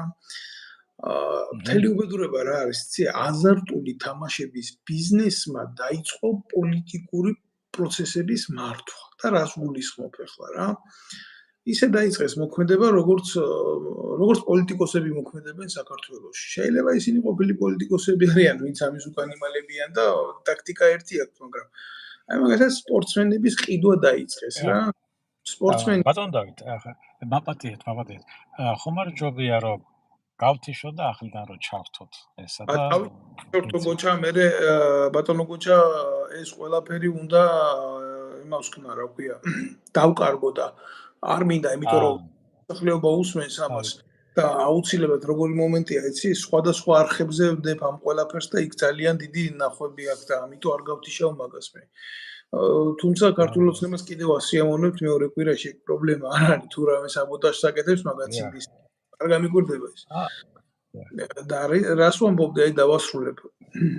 სათამაშო ბიზნესმა იმდენად მოწყვლადი გახდა საზოგადოების ცნობიერებაზე, ჯერ ერთი ახალგაზრდები ხო გარყვნა, ჩაიქრია უბედურებაში. უამრავი სტატისტიკას რატო არ დებს არავინ არ ვიცი რა, ამ აზარტული თამაშების გამო ძალიან ბევრმა ახალგაზრდამ თავი მოიკლა. ძალიან ბევრი ახალგაზრდა ჩაება ძალიან ცუდ საქმიანობაში. ნარკოტიკზე არა მაქვს ლაპარაკი მაქვს აი თუნდაც თამაშებს. და ჩემთვის ტრაგედია რა იყო, იცით? აი ეს ეგრეთ წოდებული კანონის შეყვანა რო დაიწყო ქართულმა ოცნებამ, ესეც პოპულისტურად რა თქმა უნდა რა. გამოვიდნენ ეს სპორტსმენები, მე არ დავასახელებ ახლა მაგათ სახელს და გვარს, მაგრამ ყველა მის იმიტომ არ დავასახელებ, რომ ისევ ჩემი ქვეყნის ღირსებას უფრთხილდები რა. და თქვენს რომ აი როგორ შეიძლება სახელმწიფომო ამ კაზინოებს და იმასო დაადოსო ესეთი კანონიო.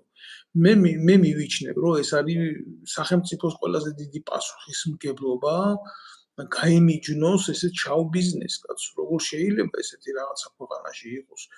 ათასობით ადამიანია ჩათრეული და დაღუპული. იქ თუ სათამაშო ბიზნესზე მივალთ, იქ ტრიალებს პროსტიტუციას, იქ ტრიალებს იქ ნარკოტიკები, ჩვენ სამხედროები ვართ, უსაფრთხოების სპეციალისტები ვართ და ვიცით, რომ ესა როგორც რუსებს კარგად აქვთ ისე რა თქვა, яблония далеко не падает რა. ზუსტად ესეთი მოვლენები ხდება ამ არალეგალურ ბიზნესებში. ამაზე ვინ უნდა იფიქროს? ეს არალეგალური ბიზნესი საკრძალ უნდა აიგრძელოს ბატონო საქართველოში. ხომ, ან უნდა შეიქმნას ესეთი ზონა, როგორც ეს ამერიკაში გააკეთეს, ლას-ვეგასის მსგავსი, სადაც მხოლოდ იქ იქნება ყველაფერი, დანარჩენი არჩენ შტატებში აკრძალულია, ან ძალიან მკაცრი კონტროლი არის. სამწუხაროდ 52 მილიარდამდე ტრიალებს მაგ ბიზნესში. საქართველოში 52 მილიარდი ლარი. ხო. და ეს იმდენი ფულია, ეს ფული არის, რომელიც იწმინდება ფული და მთელი აღმოსავლეთი რეცხავს მაგ ფულს. და შესაბამისად ახლა ვინ უნდა გააკეთოს ესა, ვინ გააკეთეს, ვინ შეცვლის. უბრალოდ სახელმწიფომ უნდა თქვას უარი. იმიტომ რომ ეს საქართველოს აზიანებს, მოსახლეობას აზიანებს. მოსახლეობა არის მოწყვლად მდგომარეობაში. და სანამ მოსახლეობა არის მოწყვლად მდგომარეობაში, შენ არა გაგუფლება მის თავს, რომ ვიღაცაებმა ძარცვას შენი ხალხი. იტყუებენ სხვადასხვა მიზნებით, აზარტული თამაშები, ეს ცალკე დაავადებაა კიდე. რომ იმდენად არის გაჭირვებული, რომ ფიქრობს, რომ 1 ლარს დადებს და 50 ლარს მოიგებს და რაღაცას გაადა, პირიქით მერე ის 1 ლარი ხდება, მერე 50 ლარი დაკარგა და იმ 50-ს კიდე 100 და ოჯახები ფაქტიურად ინგრევა, ხო? და მარტო მაგას არ ეხება, ნარკოტიკებსაც ეხება. ჩვენ ადრე ვისაუბრეთ, რომ 14 ტონა ნარკოტიკი გადიოდა 2000 წელს. დღეს დაახლოებით გაორმაგებულია საქართველოს გავლით, რამდენი ტონა ნარკოტიკი გაედინება პორტებიდან. და ამის ნაწილი, თქვა 5-10% რჩება საქართველოში. და მაგის მოთავეები ვინ არიან? ჩვენი მთავრობის წევრები. იმიტომ რომ არც ერთი ნარკობარონი არ დაიწყებს საქართველოს გავლით ნარკოტიკების გადაზიდვას, თუ ეს არაა გარკვეული ადგილობრივ ხელისუფლებასთან, ეს მათი მეთოდი არის. ისევ ამას იგივე ლათინურ ამერიკაში ეგრე არის. ჯერ მთავრობებთან არკვევენ ურთიერთობას და შემდეგ იმას შვებიან, რა ქვია, მათ ტერიტორიაზე გაატარებენ ხოლმე თავის. ზოგადად თუ ვერ აკეთებენ, იქ უკვე ზღვას იღებენ. ძალიან რთულია უკაცრავად რომ გაწყვეტიეთ, მაგრამ მოიჩე თქვენ ძალიან საინტერესოდ საუბრობთ ამ თემაზე, უბრალოდ ძალიან რთულია ამის თქმა, მაგრამ ყველამ ნახა საქართველოში, რომ საქართველოს ხელისუფლება უკეთებს ეგრეთ წოდებულ ლობირებას ნარკოკლუბ ბასიანს, ეხლა პირდაპირ ყიდიან იქ ნარკოტიკს. და მთელი უბედურება რა არის, წინ უნდა ითქვას კიდე, საქართველოს შეერაღებული ძალების J1 დეპარტამენტის უფროსის არის 80%-იანი წილი აი ამ ეგრეთ წოდებული იმისი, რა ქვია, ნარკოკლუბი ბასიანის. მე არ ვიცი ისინი რას ფიქრობენ, როგორ ფიქრობენ, რანაირად ფიქრობენ, რა შეხედულებები აქვს ამ ყველაფერზე, მაგრამ ამან უკვე თავისი ავიზნე და ავიშედეგი მოიტანა. ძალიან ბევრი ნარკოდამოკიდებული ადამიანი გახდა, ქალები, ბავშვები, ბავშვების დონემდე, ბავშვებსაც კი იყენებენ ამ ნარკობიზნესში, ისე არიან ჩართულები რა. ეს კი ხდება ყველგან, ყველა დიდ სახელმწიფოშია ესეთი პრობლემები, მაგრამ იქ ადეკვატურად მუშაობს ძალოვანი უწყებები და ის დიდ სახელმწიფოებში თუ ხდება, გინდა ამერიკაში, ბევრი დადებს ახლა ვიდეოს ამერიკაში ნარკომანები რა დღეში კვდებიან და ასე შემდეგ. ბიჭო, იქ რო კვდებიან ის ქვეყანა რამდენი მილიონია და შენ 3 მილიონი ნახევარიც არ ახარ აგერ საქართველოს და მეორე გვარი რიცხოვნობით რას ვერჩი, მაგრამ მამედოვია საქართველოში. კაია, ძმაო, იმრავლონ იმ მამედოვებმა, იმგენმა თავის საქართველოს ქართველი ერი ნადგურდება. ქართველი ერი ისპობა. და ამაში აქ პირდაპირ აქვს წვლილი ამ უბედურებებს, რასაც ქვია ეს ნარკობიზნესი, სათამაშო ბიზნესი, არალეგალური ბიზნესი, ასეა ეს. ვინ რას ფიქრობს? აი, ძალიან მარტივ შეკითხვას დავსვამ ქართული ოცნების შტაბის მიმართ. ახლა საოცარი ამბავი გავიგე არასასურველ ადამიანებს თურმე ემაილით ანადგურებენ. ასეთი მეთოდი ქონიათ მოქმედების რა, ემაილზე მიწერე სულს თუ ვინმე არ მოწონს და მერე იქ კარპულის თანამშრომლები რო ყავთ დასაქმებული, იმგენმა უნდა იზრუნონ ამ ხალხის განეიტრალებაზე და კიდე გეუბნებით ერთხელ რა, კიდე ერთხელ გეუბნებით მაგ ქართული ოცნების ოფისში. რამზესი არ ყოფილა და ტუტანხამონი არ ყოფილა მარადიული. მოგეკითხებათ ყველაფერზე. არ შეიძლება ყველაფრის კომერციალიზაცია, არც პოლიტიკის, არც ადამიანების თავისუფალ სიტყვა საზოგადოება იგებს და თქვენ მიიყვანთ სრულ ანარქიამდე ამ საცოდავ ადამიანებს. ბატონო გოჩა, გისმენთ? მე გეტყვით ერთ რამეს, ახლა რაც არ უნდა იყოს, ესა ხალხი საზოგადოება უნდა იყოს ამაზე დარაზმული. და უნდა შეთანხმდეს, რომ ეს ყველაფერი რომ აღიკვეთოს, მათ უნდა მოსთხოვონ ადგილზე ხელისუფლებას ცენტრში, მაგრამ საქართველოში ისეა გაკეთებული ყველაფერი, რომ ყველაფერი წყდება ცენტრში. ანუ თავკომბალა არის. და სანამ საქართველოში თვითმმართველობა არ იქნება, ადგილობრივი თვითმმართველობა, ადამიანი არ გადაწყვეტს საკუთარ ბეს, საკუთარ სოფელში როგორ იცხოვროს, ან საკუთარ დაბაში, ან ქალაქში, ან სადმე რაიონში, და როგორ მოაწყოს თავისი მომავალი, მანამდე ჩვენ ყოველთვის გვექნება ეს პრობლემები. გინდა მაგ მიმართულებით, აზარტული თამაშების მიმართულებით, იმიტომ რომ ამ აზარტული თამაშებიდან სარგებერი ვისმია. ისევ იმ ადამიანებს, ვინც მათ პატრონობს, ლიცენზიებს აძლევს და ასე შემდეგ. და ქართულ მოსახლეობას რა? მაგალითად, ტეხასში ლატარია, მაგალითად, ან ამერიკაში ლატარია არის სახელმწიფო კონტროლის ქვეშ და მთელი შემოსავალი მიდის იმაში, რა ქვია, განათლების სისტემაში. მთელი შემოსავალი. არავით არის კერძო ჯიბეში, არაფერი, ერთი კაპიკი არ მიდის არსად. მაგიტომაც საქართველოში უნდა შეიქმნა, კი ბატონო, შეიძლება არ აიგზავნოს ეს ყველაფერი, მაგრამ სახელმწიფომ უნდა აიღოს და მთელი შემოსავალი გადაისროლოს განათლების სისტემაში, ავიღოთ მშვენიერი მაგალითია, ხო?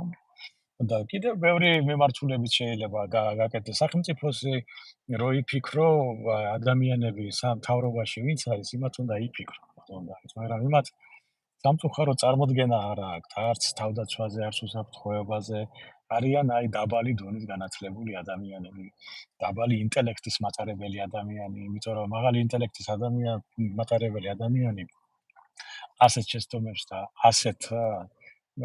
ასეთი 12 წლის მანძილზე რომ არაფერი გააკეთო, რომ შენ ქვეყანაში რაღაცა დაალაგდეს და ყოველ დღე გვაყვედრიან, რომ გზები თქვათ შენდება, ბოლოს კითხვა ისმის ის, ვინ დააფინანსა ის გზები რომ შენდება.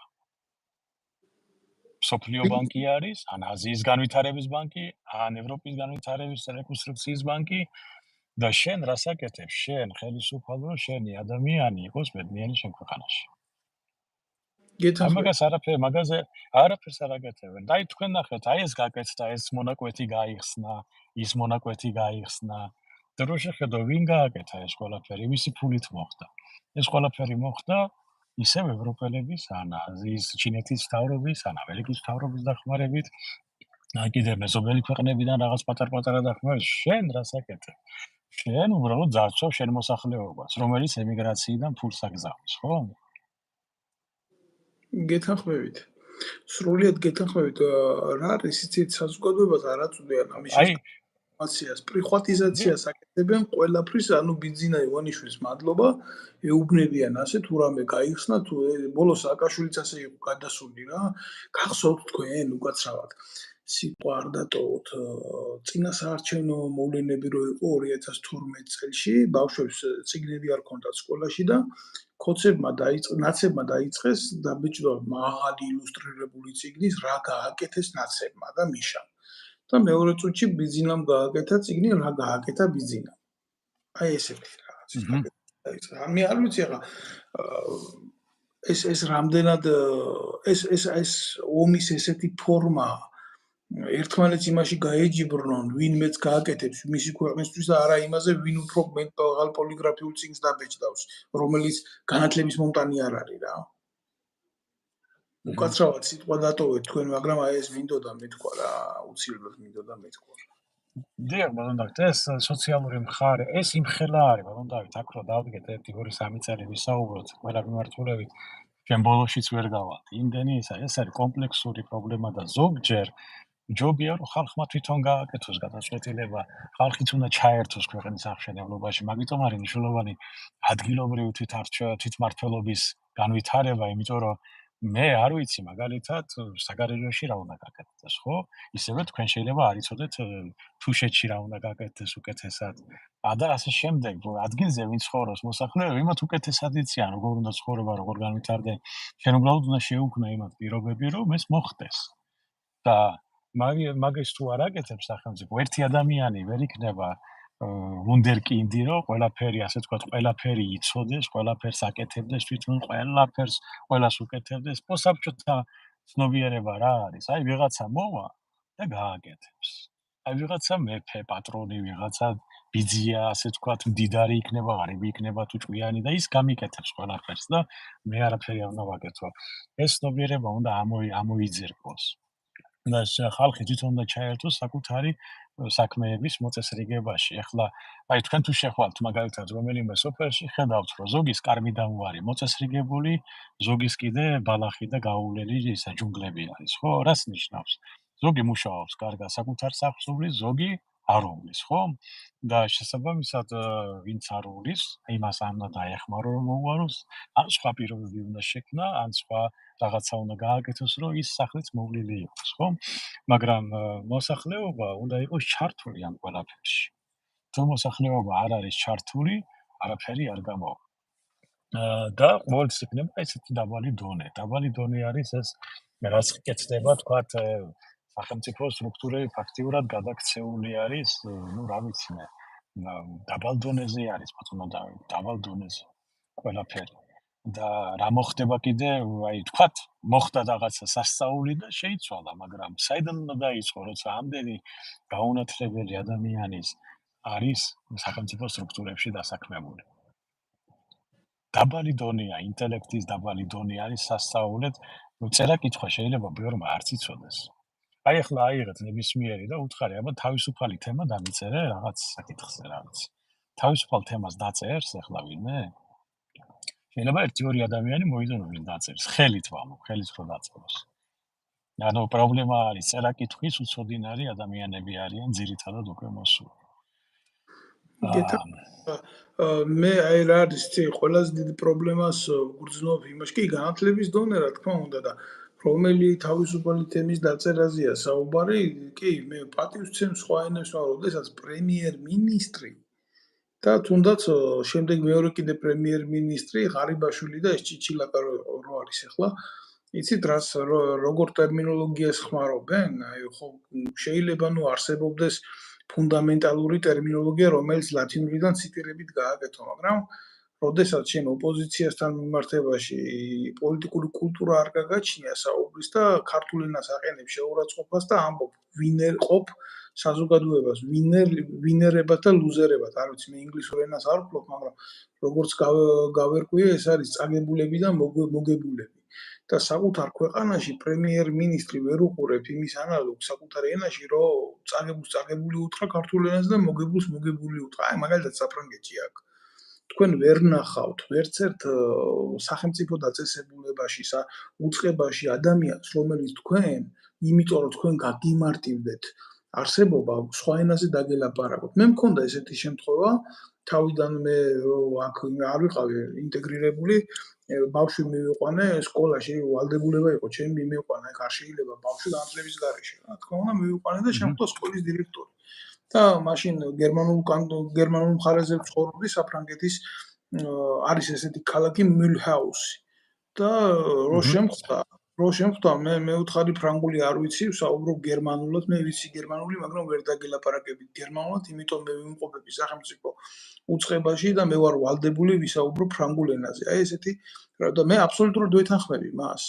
აბსოლუტურად ვეთანხმები მას და როდესაც ესეთი სახელმწიფოებრივი მიდგომა აქვს შენარჩუნება ენის, კულტურის, ვალდებულების, სახელმწიფო ასიგნალების შენ ქვეყანაში რო უყურებ ასეთ ეგრეთ წოდებულ დიდ ნახტომს, რომ პრემიერ-მინისტრი იყენებს უცხო ენის ისეთ არამნიშვნელოვან ტერმინოლოგიას, რომელიც არ გამოხატავს არც მეცნიერულად, არც კოეტექსტურად, სხვა რამე მნიშვნელოვან ცნობიერებას, ესა შენი ენის დამცირება, შენი ენის მიზანმიმართული დაკნინება და რაღაცნაირად თურმე ამ როგორ გითხრა რა დამცირებულ საზოგადოებაზე რაღაცა ძალაუფლების მოპოვება, რომ შენ ინგლისური ენა იცი რა. ესა მძიმე რა განათლებაზე ველაპარაკებით ბატონო გოჩა, ვის უნდა მოთხოვო განათლება? ვის უნდა მოთხოვო განათლება? ამათ უნდა მოთხოვო განათლება, მეცნიერების აკადემია მოსპეს და ვიღაცა ყორშია ერთი ზარით ხდით და ღარიბაშვილს მეცნიერებათა აკადემიის აკადემიკოს სტატუსებს გამოკიდებული სახელმწიფოა ეს. მეტი არაფერი არა. მართალებს დამძებით, ესე მე ახლა ბევრს ვუყურებ ხოლმე, ახლა ადამიანი კითხულობს ლექციებს, გავიგებ ხოლმე რა, კითხულობდა. მე არ ვიცი, ახლა ადამიანი კითხულობს ლექციებს, მაგრამ ლექტორი რო იყო, კაცო, ეს ცალკე პროფესია არის, ცალკე შეიძლება კაი სპეციალისტი იყო რაღაცაში, მაგრამ გადაცემა როგორ გადასცეს სტუდენტებს, ეს მთელი ის არის და პრობლემა იმაშია, რომ ყველაფერი უნდა რომ დაიბრალოს, მიითვისოს და ასე შემდეგ, ბატონო დავით. ეს არის მე გითხარით ეს არის პოსტსაბჭოთა სინდრომის მატარებელი საზოგადოება. თაობები ასე ვთქვათ. სანამ ეს თაობები იარსებებენ ასეთი ცნობიერებით, ძალიან რთული იქნება ქვეყანაში რაღაცა შეცვალო, განავითარო. მაგრამ ეს იმას არ ნიშნავს, რომ არ შეიძლება გამოსწორდეს რამე. ეს ყველაფერი ჩვენ ხელშია, იმიტომ რომ ომია ჩვენ გარშემო, საქართველოს გარშემო ომი არის და ღმერთმა დაიფაროს. ჩვენა დიახ ისმენთ კომენტარს წერდნენ აქ რომ სასურველი იქნებაო შემდეგო აი თუ ომის თემაზეო ჩაწერთო ვიდეოლებს ეხლა ნამდვილად ამ თემაზე საუბარი არ იქნება მიზანმიმართული, იმიტომ ჩვენ სხვა თემებზე ვსაუბრობთ და თემიდან გადახტომა იქნება თუ თქვენ იქნებით თანახმა აი ჩვენი გამომწერის თხოვნა რომ დავაკმაყოფილოთ და ერთი ლაივი ჩავწეროთ, აი რა ხდება დღეს ფრონტის ოპერატიულ ხაზზე, სტრატეგიულ ხაზზე, რა ვითარება უკრაინაში, მაგის ანალიზს თუ შესთავაზებდით აი ჩვენ გამომწერებს, თუ იქნებით თანახმა რომ ამაზე ვილაპარაკოთ მომდევნო ეთერში. კი ბატონო. ვისაუბროთ ამაზე. ეხლა ფაქტიურად აი ჩვენ რაცა ყველაზე საშიშია არის ბატონო დავით, ომი რო დასრულდება, მნიშვნელობა არ აქვს. რა შედეგით დასრულდება ეს ცხელი ფაზა. ყველაზე დიდი პრობლემები დაიწყება მერე. ოჩი ომის შემდეგ მშვიდობის უნდა გეშინოდოს. საქართველოში როგორ ავართ მზად, რომ ამდენი ნაომარი ადამიანი, ამდენი გაუბედურებული, ფსიქოლოგიურად როგორ ვითხრათ, ფსიქოლოგიურად აშლილი ადამიანები რომ მოაწყდება საქართველოს უკან. გინდა ჩრდილოეთიდან, გინდა ჩვენი ქართველები, რომლებიც იქით არიან, როგორ არის ქვეყანა ამისთვის მზად. ეს ხო საშინელი მდგომარეობა არის, დავით. ღმერთმა დაიფაროს ჩვენი ქვეყანა რაიმე ეპიცენტრში ან შარში გაეხვიოს. ანუ ჩვენ სტრუქტურები, ასე ვთქვათ, სახელმწიფო სტრუქტურები ჯერ კიდევ ვერაც იცნობიერებენ თუ რა საფრთხე დგას საქართველოს წინაშე. ეს მარტო იარაღი არ არის, რომელიც ან რაღაცა გესვრის ან რაღაცა. ეს არის ის ადამიანები, რომლებიც ამ ომის გამოქცეულები და შემდგომში რაღაცას ღმერთმა დაიფაროს. აი შეხედეთ მეორე მსოფლიო ომის მერე არანაკლები ადამიანი დაიღუპა ვიდრე ბრძოლის ველზე, რას ვთქვა. იმდენი იმხელა კრიმინალი და იმხელა განუკითხაობები იყო. და ჩვენ როგორ ავართ მზად რომ ეს აღკვეთოთ. საქართველოში ამხელა ამდენი დოზის კაზინოები რო არის წარმოჩენილი, ამდენი ნარკოტიკული ჟუალებები, ამდენი კრიმინალური დაჯგუფებები რო არის. და მთავრობა დღეს სარგებლობს, მაგრამ მომავალში ეს მთავრობის წევრები თვითონაც გახდებიან მათივე შექმნილი სისტემის მსხვერპლი. ხო? და ამაზე რატო არ ფიქრობენ? მისენი თუ არა მათი შვილები მაინც წააწყდებიან იგივე პრობლემას, რასაც ახლა რიგითი მოსახლეობა აწყდება დღეს საქართველოში. ამაზე რატო არ ფიქრობენ, რომ ეს შესაძლებელი არის, სისტემა დასახვეწი არის? და ეს მერე ყველაზე ცუდი რა არის, ბატონო დავით, რომ ადამიანი რო ვერ პოულობს სამართალს კავკასიაში, ხო ვიცით ეს წავა მერე პირადი ანგარიშსწორებები, სახელმწიფო თუ არ აკმაყოფილებს, რომ თქვენ სამართალი ნახოთ და თქვენ ვინც შეურაცხყოფა მოგაყენათ და ვის გამოც თქვენ დაზარალდით, იმას რას უზავს, ხო? შეიძლება აცმაკაცმა არა. ხო, შეიძლება აცმაკაცმა არაფერი გააკეთოს, მაგრამ მე-11 იმას მიასიკვდილებს სადმე, ხო? ნახავს და ეს შენ კავკასიაში ცხოვრობ. ეს ავიწყდება ყველას. ვერავინ ვერსად ვერ დაიმალება. მეგეუბნებით, ვერავინ ვერსად ვერ დაიმალება, ეს ეხება ყველას.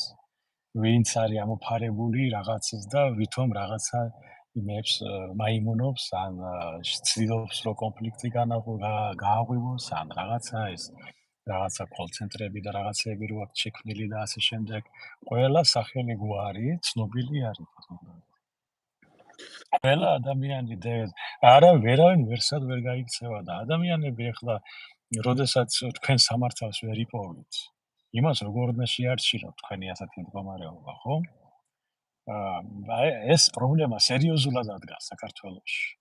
აი ჩემ შემთხვევაში ნაცების დროს რაღაცა გააკეთა, ის ადამიანი დაწინაურდა და ესე იგი მე მასთან უნდა მივიდო და ვიჩივლო რომ აი რატო დამიკეთე მე ასე და ის კაცი წვეტავს ახლა. ხო, იგივე როგორც ჩემი მეგობარეს, რომელსაც ბიზნესი წაართვეს, თავდაღირა დაკიდეს და ის გამომძიებელი, რომელიც შუაღამისას აწერინებდა და ქონება გადააწერინა ვიღაცაზე თუ სახელმწიფოზე თუ ვიღაცაზე მისი ქონება, ის მერე გენერალური პროკურორი იყო.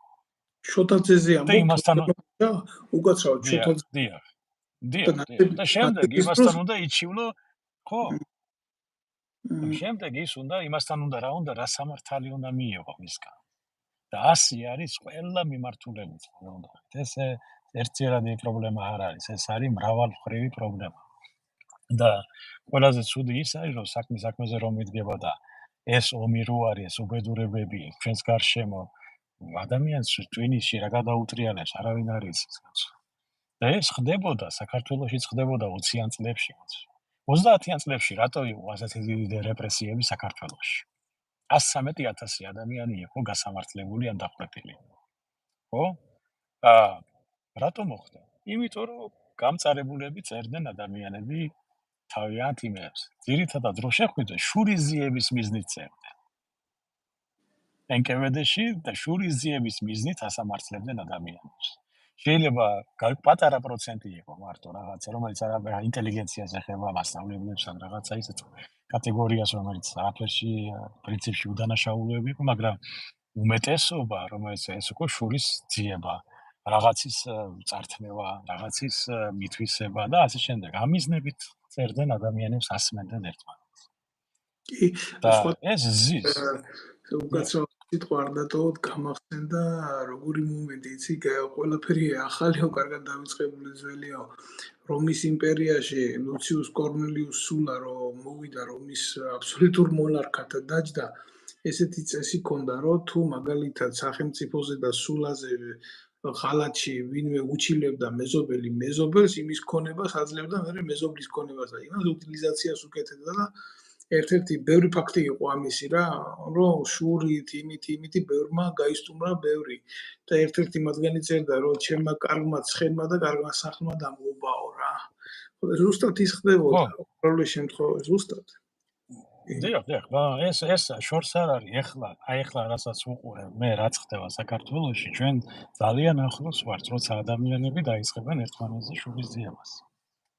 კი. და თქვენ არ გეგონოთ ეს ფანტასტიკა, ახლა ვინმე წარმოიდგენდა მაგალითად 88-99 წელს გასულ საუკუნეში, რომ საბჭოთა კავშირი დაიშლებოდა 2 წელიწადში. იმ კგბ-სი და იმ თავდაცვის 5 მილიონიანი ჯარის ამარა ქვეყანა დაიშლებოდა. ეს ვერავის ვერ წარმოედგინა საერთოდ. და მოხდა ესა, ხო? არავის არ წარმოედგინა, რომ საქართველოში შეიძლება მოხდარიყო ომი. რუსებსა და ინსპირირებული ყოფილიყო ოსეთსა და აფხაზებსა და ქართველებს შორის, რაც რუსებმა გააკეთეს, ხო?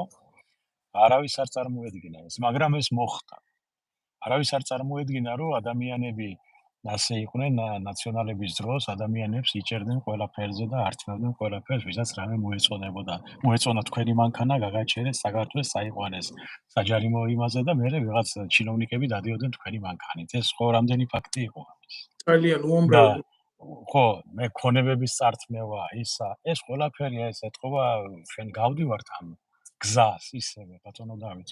გავდივართ სამწუხაროდ გავდივართ, მაგრამ ჩვენ შორს არა ვარ თუ სამართალი ვერ იპოვა ადამიანმა, რომ პირადი ანგარიშსწორებები წავიდეს, სახლების გადაწყვეტები წავიდეს. აი მაგალითად, დასავლეთ საქართველოში ვიცი, ბევრი ჩინოვნიკის ან ყოფილი იმის სახლი გადაწყვეს უბრალოდ. ეს მოსახლეობა აკეთებს მაშინ, რომ ის ადამიანი სრულიად მიუღებელია იქ საზოგადოებისთვის. ეს ხდება ტოტალური ანარქიის პირობებში ხდება ეს და ყველაზე ცუდი ის არის, რომ ამ ყველაფერს ხელს უწყობს სახელმწიფო ნებით, უნებლიეთ, შეგნებულად თუ შეუგნებლად. ეს ხდება, ეს ჩვენ მაქსიმალურად უნდა ფრთხილად ვიყოთ და მაქსიმალური უნდა გავაკეთოთ, რომ აქამდე არ მივიდეს და ეს ეხება ასევე მთავრობებს. ეხლა ვინმეს თუ გონია, რომ ეხლა რახან ბატონმა ბიძინა მიყიდა დიდი სახლი მოსკოვში და იქ წავა, მერე ეხლა მორჩება თავის საქმიანობას. ეს წვრილფეხა საქონელი დღეს რო იმაში არიან მთავრობაში, ისინი საწავლენ, საინტერესო იმას გონია, რომ ისაც იქ თავის სახლში დაასახლებს და შეიფარებს. ხო? მაგიტომ არის, რომ ეს მალე დასრულდება ეს ყველაფერი, არა? ადამიანი ბუნებრივია მოითხოვს სამართლიანობის აღდგენას. რატომ მოხდა ეს, რისთვის მოხდა, რა მიზეზით, რა ის არის და შესაბამისად წავა ისევ განუკითხაობა, სამოქალაქო დაპირისპირება. ოჯახი ახლა როგორც ხდება, ზოგი ერთი ჩინოვნიკი ერთ სოფელშია, მეორე ჩინოვნიკი მეორე სოფელშია და სოფელს ახლა რაც ხდება მარტყოფსა და გარდაბანშორის დავიცი მე. ქვემო ქართლის გუბერნატორის მოადგილე რო ერთმანეთს ებრძვიან. და რაღაცა ესეთი უმსგავსებები ბანდიტური დაჯგუფებები, რომელიც უკვე შექმნილია ფაქტიურად. დამოუკიდებელი შეიარაღებული ქვედანაყოფებია შექმნილი საქართველოში. ჩვენი ჩინოვნიკების ქვეშ და მაგაზე არავინ არ აკეთებს რეაგირებას.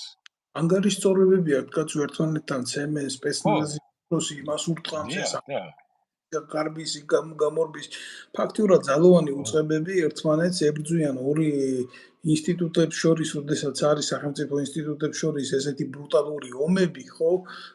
სხვადასხვა აშვილის რეჟიმიც მაგან დაანგრია. და ის მოუწევთ ზუსტად ამათაც რა, ეგ უკვე არის ფეოდალიზმის რაღაცა და სიმდაბლის კლასიკური გამოვლინება. სხვადასხვა ამ წინას არჩევნო ძალიან ბევრი თემა ამოტივტივდა და ერთ ვიდეოს წავაწყდი, როგორ აიძულებდნენ სამხედროები ვარ ჩვენ და გულზე ხდება, მაგრამ ვეტერანთა დეპარტამენტში კიდე უნებიან ამას მიეცი ხმა, იმას მიეცი ხმა. რთული საყურებელია ეს ბატონო კუჩა. ძალიან რთული საყურებელია, რომ აი ამ დონეზე მიდის პოლიტიზირება. ანუ პოლიტიზირება რა კუთხით მომდის, საზოგადოების დაყოფას უწყობენ ხელს რა. და როდესაც ასეთი აგრესიული ფონია საზოგადოებაში, როდესაც ასეთი ჩასაფრებები ხდება, როდესაც ასეთი მყიფე გარემოა, ხო, ძალიან მარტივად შეიძლება გასკდეს ეს ყველაფერი და გადაიზარდოს სამოქალაქო ომში. ადრე თუ გვიანა. აი ამის მეშინია მე. კი ბატონო, გეთანხმებით. ეს ყველაფერი საშინი, ეს ყველაფერი მოსალოდნელია ბატონო. ასევე ჩვენ უნდა გავითვალისწინოთ, თუ ეს არ დაალაგდა თუ ადამიანები არ დასაქმდნენ, თუ ქვეყანამ არ დაიწყო გამოსწორება, რომ შეიქმნა სამუშაო ადგილებზე და სახელმწიფომ არ დაიწყო ფიქრი საკუთარ მოსახლეობაზე, საკუთარ მომავალზე, საკუთარ ბავშვებზე, ჩვენ დავდგებით ძალიან ცუდი არჩევანის წინაშე მომავალში. ფაქტიურად საქართველოს იქნება ტერიტორია მარტო, მეტი არაფერი დასახელება. და სხვები იქნებიან ჩვენ მაგივრად სხვები ადამიანები, რომლებსაც ვაფშე საერთოდ არ ეხება, იქ იქნება ბიზნესი, თავისი ბიზნესი და ფულიც მიაღწევენ, იქნება როგორც რა ვიცი, როგორც ეხლა რაც ხდება, თქვათ, აფრიკაში ან სხვა განუვითარებელ ქვეყანაში, აი ამ დონეზე ლიბანის მსგავსი რაღაცა, ლიბანის მაგალითად. და სადაც მარტო დაჯგუფებები წვეტავენ ერთმანეთში. რაც იყო 90-იანი წლების დასაწყისში, ჯაბაიოსელიანი, კიტოვანი და ასე შემდეგ, რო წვეტავდნენ საქართველოში ვის როგორ უნდა ესუნთქა და როგორ უნდა ეცხო. ბატონო გოჩა, სხვადასხვა ისეთი ბატალია აგერათ ეხილი ახლა იმაში კომენტარებში, აგერ უშიშროება შემოგვიძრა ეთყობა და ჩემი გამომწერები ებრძვიან, მაგრამ და ყველას მინდა მოუწოდო, რომ ჩვენ საუბრობთ ამას, ჩვენ არანაირი აგრესია არ გაგვაჩნია სახელმწიფო ორგანოების მიმართ, ახლა თუ მაგათ აწუხებთ სიმართლე, ეს ჩვენი პრობლემა არ არის და უბრალოდ ჩვენ მაგათ ვაიგნორებთ. ასეთ დონეზე, როდესაც დადის სახელმწიფო აქ საზოგადოების და სპიკერების მიმართ გამოიჩინოს ესეთი მდარე დამოკიდებულება, ხო, ჩვენ უბრალოდ ჩვენი პოზიცია შეიძლება იყოს გულსაწვეთი. ამიტომ ნებისმიერ ჩემ გამომწერს მოუწოდებ, რომ არ აყვეს ესეთ პროვოკაციულ გამოხატულებას. ეს კარგი რეაქციაა, სხვადასხვა რო აწუხებთ ჩვენი ლაპარაკი სიამოვნებს და მაგ ბედნიერებას არ მოგაკლებთ. ნამდვილად არ მოგაკლებთ. ძალიან ამიტომ ვიმყოფები მე ამ ქვეყანაში, თორე მე მშვენივრად ვიყავი ჩემ ქვეყანაში, უსაქმური კაცი არ ვიყავი, მქონდა პროფესია, ვმუშაობდი, მაგრამ ვერ ამიტანეთ. ამიტომ ახლა რაც დააშავეთ, ის კეთილი ინებეთ და მოусმინეთ ის სიმართლეს. ბატონო დავით, არ ამგონია ახლა ეს მე არ მინდა დავიჯერო, რომ ეს სუსის საქმე არის ეგა, რომ თქვენ live chat-ში შემოვიდეს და რაღაცა თქვენ შეურაცხყოფა მოგაყენოს, არ ამგონია, მაგრამ თუ ეს ასე არის, მინდა გითხრათ და გავაფრთხილო, ყველა მათგანი რეგისტრირებულია და ისინი ვერ გაიქცევიან ვერსად მომავალში. თავისივე ნათქვამები რაც აქვს, ყველაფერი შეუსრულდებათ როიტყვიან პირდაპირ ეთერში. ეს მოხდება აუცილებლად. ბევრს გონია ბატონო დავით, რომ აი ეს ამოფარებულები რო არიან ნიქს, კიბერუსაფრთხოებას ჯერ კიდევ მე ვსწავლობდი 90 წელს, 1990 წელს. ჯერ ინტერნეტი სად იყო? ხო? კიბერუსაფრთხოების საკითხები მაშინაც იდგა. ხო და ეს ყველაფერი ის მაშინ სხვა სახელი ერქვა მაგას ყველაფერი, მაგრამ ეს იწერება ყველაფერი ფიქსირდება, ვინ როგორ, რანაირად, საიდან და მოწდება წამების მიათასებ ნაწილში. ეს ყველაფერი რჩება ინტერნეტში რაც ხდება, ყველაფერი რჩება, უყალოდ არაფერი არ გადის. შესაბამისად, ყველას დადგინდება ყველა ვინცად რას აკეთებდა და იმის ხელმძღვანელებიც დაიჯებიან, ისაც ხო დაიჯება ის აწყალი. და ბევრი ადამიანი მე გეტყვით ჩემ საქმეზე ვინც იყვნენ კიდე მე კიდე წინანდელი ისინი. ბევრი მათგანი დარჩა ძალიან ცუდ მდგომარეობაში, იმიტომ რომ რაც კი დაგეგმეს და სხვას შეუსრულეს ჩემი თქმით, ის ყველაფერი აუსრულა, დაუბრუნდა თუკან ბუმერანგებით. და უფრო სასტიკი ფორმებით. არა მკაცრი, არამედ სასტიკი. არის სტატისტიკასა და სიმკაცრეს შორის განსხვავებებია. მაგიტომ აქამდე არ უნდა მივიდეს ყველაფერი. არავითარ შემთხვევაში. არავის არ უნდა უსურვოთ ცუდი. ყველას უნდა უსურვოთ სიკეთე და განვითარება და წინსვლა. მაგრამ ყველამ უნდა იცოდეს. ჩვენი კაცური მორალია, ჩვენი პროფესიული მორალიც არის, რომ არ უნდა იყო კი ადამიანი აქეთკენ მიდრეკილი, მაგრამ როდესაც გულსატკენია, იცით? ის კი არ არის გულსატკენი ვიღაცა რომ მოდის და ინსტრუქციას გიწყობს, არამედ ის თანხა, რომელიც აკლდება მშიერ ბავშვებს, სახელმწიფო იყენებს მართლის სიტყვის დისკრედიტაციისთვის. ეს არის ყველაზე მძიმე სანახავი, ბატონო კუჩატორი. განა ის რომ ვიღაცა სულელი რაღაცას ამბობს, არა, სულელებს ჭკუა არ მოიკითხებათ, მაგრამ სახელმწიფო როდესაც ჩადის, მაგალითად თქვენ ბრძანეთ რა, მე არ ამგონია რომ ამას იკადრებენ. არსებობს გავრცელებული მასალები სუსის, მე ერთი პერიოდი ვიყავი, ვკითხულობდი, ჩემი თავი 12 ჯერ აღმოაჩინე მაქსიაში. 12 ეპიზოდი იყო რომ მithვალთვალებდნენ. მე ამ მასალებთან ერთად იძულებული გავხდი წამეკითხა სხვა მასალებიც, იმიტომ რომ მომცეს მაგის საშუალება. გული გამიხდა ცუდად გეუბნებით რა, იქ ისეთი ჭუჭყი იყო შექმნილი, არასახელმწიფოებრივი ჭუჭყი, რომ ერთხელ და სამუდამოდ დავკარგე იმედი, რომ იმ უწყებებში ვინმე არის ისეთი, რომ აი პატრიოტიზმი დაძალავს, რომ რაღაცა გააკეთოს ხალხისთვის და საზოგადოებისთვის. თუ ეს ყველაფერი არ შეიცვალა ერთში, სახელმწიფო უწყებებიდან დასაქმებულები ამას არ გააკეთებენ ბატონო კოჩა, ეს არ რეალია. სამწუხარო რეალია ეს რა, რომელსაც ვერსად ვერ გავექცევი. მე ეთაფეთოთ დავით. ჩვენ დაახლოებით 90 წუთია ეთერში ვიმყოფებით.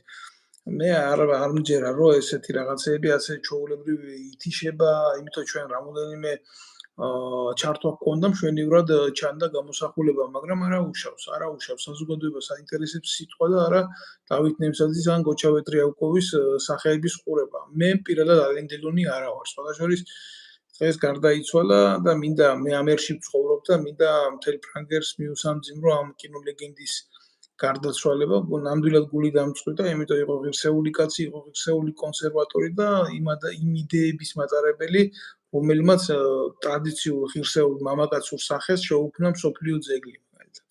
და ამიტომ მინდა გითხრათ რა, მთავარი არ არის ის რა, მე როგორ გამოვიყურებ, მე რას ვლაპარაკობ, ბატონი გოჩა რას ლაპარაკობს, ჩვენი შეხედულებები, ჩვენი გამოცდილებებია მთავარი და შეფასებები და საზოგადოება ამას უსმენს. ბატონო გოჩა, თქვენ მოგცემთ სიტყვას, რომ შემდეგ დავემშვიდობოთ საზოგადოებას და მე რა თქმა უნდა ღრმად მივაწოდებ ამას.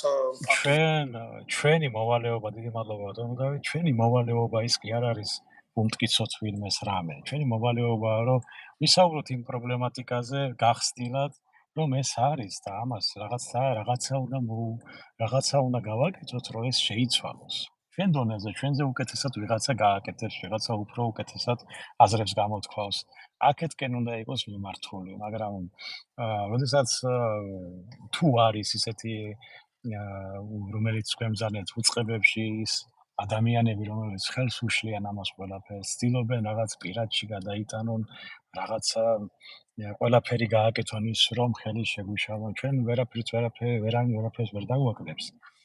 და საბოლოოდ ეს ბუმერანგივით დაუტრიალდება ყველას. ეს როგორც შემთხვევაში იყო, რომ მე ვიძახდი 2008 წელს, რომ ბატონი მიხეილ სააკაშვილი იქნებოდა პირველი საქართველოს პრეზიდენტი, რომელიც ციხეში დაასრულებდა თავის ცხოვრებას, ან იჯდებოდა, არავის არ ჯეროდა ეს, მაგრამ ეს მოხდა.